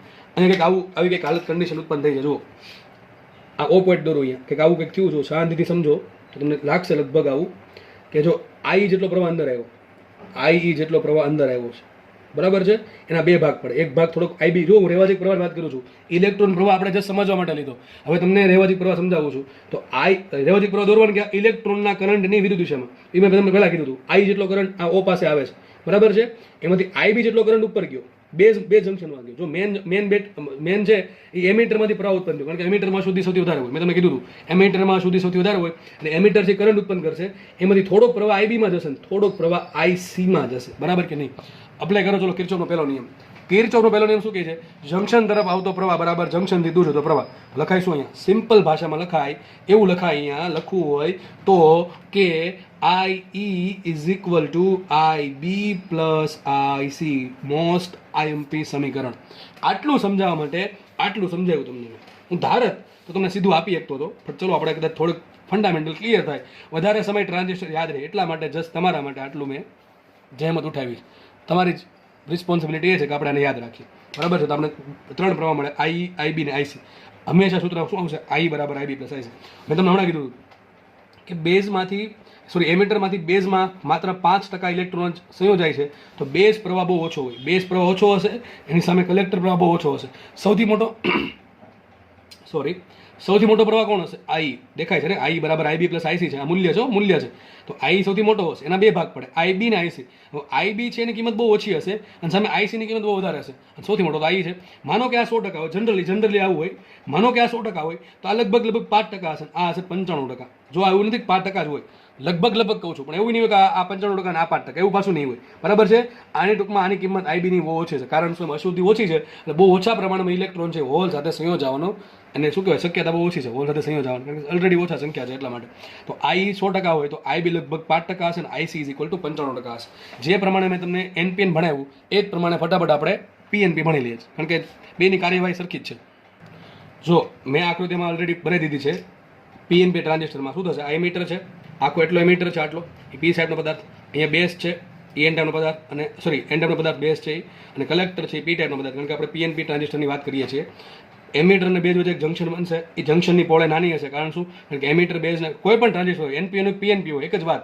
એમીટર બેઝને જોડવાનું છે એમાં ફોરવર્ડ બાયસમાં, અને બેઝ અને કલેક્ટરને જોડવાનું છે એમાં રિવર્સ બાયસમાં. એટલે આની પહોળાઈ થોડીક વધારે છે, આ પહોળાઈ વધારે છે, અને સામે આ જંક્શનની પહોળાઈ કેવી છે? ઓછી છે. ડેપ્લેશન બેરિયરની પહોળાઈ અહીંયા ઓછી છે, અહીંયા વધારે છે. હવે આપણે કામ કરીએ, બેટરી જોડે તો 3 ટર્મિનલ ખબર છે. આ છે અને આને ઈ કહેવાય, અહીંયા જે છે ને બી કહેવાય, અને અહીંયા જે છે ને સી કહેવાય, બરાબર? 3 ટર્મિનલ છે. હવે 2 મીટર અને બેઝ બંનેને જોડીએ. બંનેને જોડવાનું કઈ છે? કોઈ પણ પ્રકારનું ટ્રાન્ઝિસ્ટર હંમેશા એક જ વસ્તુ યાદ રાખવાની કે એમીટર બેઝને જોડવાના છે એમાં ફોરવર્ડ બાયસમાં, બેઝ કલેક્ટરને જોડવાના છે એમાં રિવર્સ બાયસમાં. આ એક વસ્તુ મગજમાં બેસાડી દેવી, બરાબર? આ સેન્ટેન્સ તમને પૂછાશે, 4 માર્ક અપાવશે આ સેન્ટેન્સ કે ભાઈ ટ્રાન્ઝિસ્ટર કઈ રીતે કામ કરતો. સિમ્પલ વાત, emitter base junction forward bias, collector base junction reverse bias. હવે તમે 4 સેન્ટેન્સ અલગ અલગ બંને આપશે, આવા રોકડા 4 માર્ક મળતા હોય તો કોઈ દી ગુમાવવા જોઈએ નહીં, બરાબર? અને આપણે નકર તમને ભણાવું છું ને પાછું કે ભાઈ હકીકત આ પ્રમાણે કામ કરે છે. ઓકે, ચલો ફટાફટ વધીએ આગળ. તો એમીટર બેઝ, ચલો અહીંયા એમીટર, આ એમીટરનો અને બેઝને કનેક્ટ કરતો આ બેટરી છે, બરાબર છે? કનેક્ટ કરતી બેટરી છે. આ બેટરી આપણે એ પ્રમાણે જોડવાની છે કે આને ફોરવર્ડ બાયસ મળે. તો પી ટાઈપનો પદાર્થ અહીંયા છે, એન ટાઈપનો પદાર્થ અહીંયા છે. આગળના કેસમાં ઊંધું હતું. જો આગળના કેસમાં ઊંધું હતું, અહીંયા એનું તો અહીંયા પી હતું. અને પી આપણે 100 વાતની એક વાત, ફોરવર્ડ બાયસ ક્યારે બને? એ ગોખેલું હોય તો ન આવડે, બાકી સમજેલા યાદ તરત આવડી જાય કે પી ટાઈપના પદાર્થને ધન સાથે જોડો અને એન ટાઈપના પદાર્થને ઋણ સાથે જોડો. શું બનશે? Forward bias. બેટરી જો ઊંધી બનશે, બેટરી ઊંધી બનશે તો પ્રવાહ આખો પહેલા કરતાં ઊંધો આવશે, બરાબર? આપણે આની વાત કરીએ. બેઝ કલેક્ટર જંક્શન થોડીક 2 મિનિટ લઈશ તમારી, પણ થોડુંક આપત્તિ છે એટલા માટે, બરાબર? તો એન અને બેઝ અને કલેક્ટર, તો એન ટાઈપ ને પી ટાઈપ, બેઝ કલેક્ટરને જોડવાનું છે રિવર્સ બાયસમાં. રિવર્સ બાયસ ક્યારે બને? કે એન ટાઈપના તમે ધન સાથે બેટરી સાથે જોડો અને પી ટાઈપને ઋણ બેટરી સાથે જોડો તો શું બનશે તમારું? Reverse bias. તો અહીંયા આ બની ગયું ફોરવર્ડ બાયસ, આ બની ગયું રિવર્સ બાયસ, બરાબર છે? આ પ્રમાણે રિવર્સ બાયસ ફોરવર્ડ બાયસ બનશે. હવે જસ્ટ થશે એવું કે તમે આમાં ડાયરેક્ટલી વિચારી શકો ભાઈ ચલો પ્લસ બેટરી આપણે એક કામ કરી શકીએ આમાં પણ તમે વિચારી શકો કે ભાઈ તમને છે ને ઇલેક્ટ્રોનના કારણે પ્રવાહ મળે. કોના કારણે મળે? ઇલેક્ટ્રોનના કારણે. મેં જસ્ટ આમાં અંદર જ બતાવ્યું, તમને ખાલી ઉપર બતાવી દઉં, ઉપર ચલો બતાવી દઉં છું. કારણ કે આગળ જે સમજેલા છે એ જ સમજવાનું છે કે ભાઈ ઋણ બેટરીના ઋણ છેડામાંથી ઇલેક્ટ્રોન ઉત્પન્ન થયા. ઇલેક્ટ્રોન ઉત્પન્ન થયા, થોડાક ઇલેક્ટ્રોન ક્યાં જશે? ઉપર જશે. ઇલેક્ટ્રોન ઉપર ગયા, ઓકે, આમ ઉપર જશે ઇલેક્ટ્રોન. પણ હવે ઉપર જવામાં સંખ્યા બહુ ઓછી છે. કારણ શું? અહીંયા ઇલેક્ટ્રોન બેઝ મેં તમને કીધું અશુદ્ધિનું પ્રમાણ ઓછું છે, એટલે ઓછા ઇલેક્ટ્રોન હશે. મોટા ભાગના ઇલેક્ટ્રોન આ પ્રમાણ જશે. આ બેટરીના પ્લસ છેડામાં આવ્યા, પ્લસ છેડામાંથી આગળ વધીને કલેક્ટરમાં અંદર જશે. તો આ પ્રમાણે તમે ઇલેક્ટ્રોનનો પ્રવાહ છે આ પ્રમાણે ગણી શકો. આ પ્રમાણે ઇલેક્ટ્રોનનો પ્રવાહ ગણી શકો. બરાબર છે? ઇલેક્ટ્રોન આમ જશે અને મોટા બેઝમાં જે ઇલેક્ટ્રોન ગયા એ બધા ક્યાં આવશે? બધા એમિટર તરફ આવશે. ક્યાં આવશે? બધા એમિટર તરફ આવશે. અને જે અહીંથી જે ઇલેક્ટ્રોન આગળ વધે છે પ્લસમાંથી માઇનસમાંથી જે આગળ વધે છે, બરાબર છે, બધા ઇલેક્ટ્રોન ક્યાં આવશે? આગળ આવશે. આ રીતે બધા ઇલેક્ટ્રોન આગળ આવશે. બધા ટૂંકમાં બેઝના ઇલેક્ટ્રોન અને કલેક્ટરના ઇલેક્ટ્રોન બધા ક્યાંથી પસાર થશે? એમિટરમાંથી પસાર થશે. પાછા બધા ઇલેક્ટ્રોન મળી જશે. બરાબર? આ પ્રમાણે વસ્તુ છે. ઇલેક્ટ્રોનના કારણે સમજવું ન હોય તો આને છે ને તમે હોલ્સ પરથી પણ સમજી શકો. કારણ કે અહીંયા પીએનપી છે, પીમાં હોલ્સ વધારે હોય, આ પણ પીમાં પણ હોલ્સ વધારે હોય, અને એનમાં ઇલેક્ટ્રોન વધારે હોય. બરાબર છે? થશે જો આવું કે બહુ બધા હોલ્સ માની શકો તમે કે ભાઈ ધન છેડામાંથી પ્રવાહ ઉત્પન્ન થયો. જો ઇલેક્ટ્રોનની જે દિશા છે ને એની વિરુદ્ધ દિશામાં મેં છે ને આ બ્લુ કલરની લાઇનથી તમને રેવાજિક પ્રવાહ બતાવ્યો છે. તમને જે રેડ દેખાય છે, રેડ કલર, એ છે ઇલેક્ટ્રોનનો પ્રવાહ. અને સામે આ જે આ દૂર અત્યારે આ પણ ઇલેક્ટ્રોનનો પ્રવાહ છે. હોલ્સનો પ્રવાહ અથવા રેવાજિક પ્રવાહ ક્યાં હોય? તો ઇલેક્ટ્રોનના પ્રવાહની એક્ઝેક્ટલી ઓપોઝિટ ડાયરેક્શનમાં. તો જો આ ઇલેક્ટ્રોન આ બાજુ આવે છે તો રેવાજિક પ્રવાહ આ બાજુ છે, રેવાજિક પ્રવાહ આ બાજુ છે. હકીકત તમે માનો કે હોલ્સનો પ્રવાહ છે. માનો કે અહીંથી 100 હોલ્સ ઉત્પન્ન થયા. જસ્ટ સમજવા માટે, આવું કંઈ ના હોય, જસ્ટ સમજવા માટે કહું છું. તો 100 હોલ્સ અંદર આવ્યા, બરોબર, તો સામેથી 100 હોલ્સ બહાર નીકળશે. હવે 100 હોલ્સ બહાર આવ્યા તો કયો પદાર્થ છે? એન્ડનો પદાર્થ છે. 100 હોલ્સ મને શું મળશે? સામે ઇલેક્ટ્રોન મળશે. પણ બેઝમાં ઇલેક્ટ્રોનનું પ્રમાણ કેવું હોય? બહુ ઓછું. કારણ કે એન ટાઈપનો પદાર્થ ભલે છે, એમાં ભલે મુક્ત ઇલેક્ટ્રોન વધારે છે, પરંતુ અશુદ્ધિનું પ્રમાણ બહુ ઓછું છે. અશુદ્ધિનું પ્રમાણ બહુ ઓછું છે, તો સામે મુક્ત ઇલેક્ટ્રોનની સંખ્યા પણ ઓછી હશે. તો સામે 100 હોલ્સ આવ્યા છે, તો સામે બેઝમાં અહીંથી 100 હોલ્સ આવ્યા તો 100 હોલ્સ બહાર નીકળશે. કારણ કે ઓલરેડી પી ટાઈપનો પદાર્થ છે, એટલે હોલ્સ બહુ વધારે છે. તો 100 હોલ્સ બેટરી વડે મળ્યા. જસ્ટ ખાલી સમજવા માટે 100 હોલ્સ બેટરી વડે મળ્યા. હકીકત બેટરી હોલ્સ ન આપે, પણ સમજવા માટે જસ્ટ ખાલી તમને બેટરી વડે 100 હોલ્સ મળ્યા. 100 હોલ્સ બહાર નીકળીને કોને મળશે? એન ટાઈપના પદાર્થ, એટલે કે એન બેઝને મળશે. બેઝમાં ઇલેક્ટ્રોન ભલે એન ટાઈપનો પદાર્થ છે, ઇલેક્ટ્રોન છે, મુક્ત ઇલેક્ટ્રોન. અશુદ્ધિ બહુ ઓછી છે, તો બહુ ઓછા પ્રમાણમાં એને ઇલેક્ટ્રોન મળશે. બરાબર? હોલ્સને તો ધારો કે 100 હોલ્સમાંથી માનો કે 5 હોલ્સ છે એને જ ઇલેક્ટ્રોન મળ્યા. બરોબર છે? 5 હોલ્સ ઇલેક્ટ્રોનને મળી ગયા તો એક હોલ્સ બહાર આવી જશે. એક હોલ ઇલેક્ટ્રોનને મળ્યો, એક હોલ બહાર આવશે. પહેલા જેવું હતું એવું જ અહીંયા છે, પણ ત્યાં મેં તમને ઇલેક્ટ્રોનના કારણે બતાવ્યો હતો. અહીંયા હોલ્સના કારણે પ્રવાહ બતાવું છું. તો અહીંયા હોલ્સ બહાર આવશે તો હોલ્સના કારણે પ્રવાહ ઉત્પન્ન થશે, આઈબી કરંટ. બરોબર છે? અને એ પાછું કોને મળશે? આ રીતે મળી જશે. અને ધારો કે અહીંયા મોટા ભાગના 95 હોલ છે, એ હવે અહીંયા ઇલેક્ટ્રોન સેચ્યુરેશન થઈ ગયા તો 95% ઇલેક્ટ્રોન હોલ છે એ આગળ વધશે. એમાં કલેક્ટરમાં વધશે. કલેક્ટરમાં પી ટાઈપનો પદાર્થ છે ને આપણે ઓલરેડી હોલ છે, તો જેટલા હોલ્સ અંદર આવશે એટલે સામે હોલ્સ બહાર નીકળીને શેમાંથી વધશે? કલેક્ટર સર્કિટમાંથી આગળ વધીને અહીંયા આ પ્રમાણે સર્કિટ કમ્પ્લીટ થશે. તો આ પ્રમાણે પ્રવાહ છે એ તમે કલેક્ટરના કારણે પણ ગણી શકો. બરાબર છે? તો કલેક્ટર નહીં, હોલ્સના કારણે ગણી શકો. તો આ હોલ્સનો પ્રવાહ જે તમને બ્લુ લાઈન દેખાય છે એ છે હોલ્સનો પ્રવાહ. જે રેડ લાઈન દેખાય છે નીચે એ તમને શું પ્રવાહ બતાવે છે? ઇલેક્ટ્રોનનો પ્રવાહ. તો સીધી વાત છે, અહીંથી જો આ કરંટ, જો આ ઇલેક્ટ્રોન હોલ છે આ પ્રમાણે બહાર આવશે, હોલ્સ આ પ્રમાણે બહાર આવ્યા તો જો કરંટ આ બાજુ આવશે. દેખાય કે નહીં? દેખાય કે નહીં? અહીંથી પણ હોલ્સ બહાર આવશે તો જો બ્લુ લાઈન દેખાય કે નહીં? આ પ્રમાણે હોલ્સ બહાર આવશે. અને અહીંથી હોલ્સ અંદર પ્રવેશ હતા તો એ પાછા હોલ્સ મળી ગયા અહીંયા. તો સર્કિટ આ પ્રમાણે બનશે. તો અહીંયા પણ જુઓ સેમ સર્કિટ બની. જુઓ અહીંયા આ જંક્શન જુઓ, અહીંયા આવું બન્યું. બેઝમાંથી હોલ્સ આવે, કરંટ કેવું ઉત્પન્ન કરે? આઈબી. કલેક્ટરમાંથી કરંટ આવે છે કયો? આઈસી. હોલ્સના કારણે કરંટ ઉત્પન્ન થયો આઈસી. અને એ બધો કરંટ ક્યાં ગયો? ઓને મળીને આઈ. આમાં પણ શું સાબિત થયું? જો તો આમાં સાબિત શું થયું? એ જ સાબિત થયું. જો શું કહે, જંક્શનની નજીક આવતો પ્રવાહ એટલે ઓ પાસે કેટલો પ્રવાહ આવે છે? આઈબી પ્લસ આઈ છે. બરાબર? જંક્શનથી દૂર જતો પ્રવાહ લખાઈશું અહીંયા, પણ સેમ વસ્તુ લખાઈશું અહીંયા. આઈ બરાબર આઈબી પ્લસ આઈ. સાબિત થઈ ગયું. પાછું સૂત્ર એનું જ આવ્યું. ટ્રાન્ઝિસ્ટર એનપીએન એક પીએનપી. આપણે હમણાં એનપીએન ટ્રાન્ઝિસ્ટર જોયું હતું, દેખાય છે એનપીએન ટ્રાન્ઝિસ્ટર. ત્યાં સાબિત શું હતું? આઈ બરાબર આઈબી પ્લસ આઈ છે. જો કરંટની દિશા ઊંધી હતી, કારણ કે અહીંયા આપણે બેટરી ઊંધી જોડી એટલા માટે. બરાબર છે? અહીંયા બેટરી અલગ છે. બેટરી અહીંયા પ્લસ માઇનસ છે, અહીંયા પ્લસ માઇનસ છે, પણ અહીં ઊંધું છે. માઇનસ પ્લસ માઇનસ, ખાલી કરંટની ડાયરેક્શન અલગ મળી હતી. બાકી સમીકરણ તો બેઠું જ આવે. આઈ બરાબર આઈબી પ્લસ આઈ છે. અહીંયા પણ સેમ વસ્તુ આઈ બરાબર આઈબી પ્લસ આઈ સાબિત થઈ ગયું કે આઈ કોઈ પણ પ્રકારનું ટ્રાન્ઝિસ્ટર હોય, એનપી હોય પીએનપી હોય, આઈ સૌથી મોટા હશે અને એના બે ભાગ પડશે, આઈબી પ્લસ આઈસી. બરોબર છે? અહીંયા પણ આઈબીની કિંમત બહુ ઓછી હોય, કારણ કે 5% હશે. આની કિંમત 100% હોય તો આઈબીની કિંમત 5% અને આઈસીની કિંમત કેટલી 95% જેવી હશે, એની આસપાસ હશે. બરાબર? ટૂંકમાં આઈબી અને આઈબીની કિંમત બહુ ઓછી, એની સામે આઈ અને આઈસીની કિંમત ઘણી વધારે હશે. આઈ થિંક તમને ટ્રાન્ઝિસ્ટરમાં થોડોક ઇન્ટરેસ્ટ, આ ટોપિક છે ને ઇન્ટરેસ્ટિંગ છે.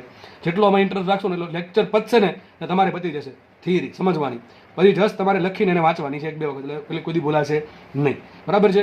લેક્ચર એ રાખીએ, આગળ આપણે ટ્રાન્ઝિસ્ટરની વાતને ફરી દોહરાવશું. ધન્યવાદ. જય હિન્દ.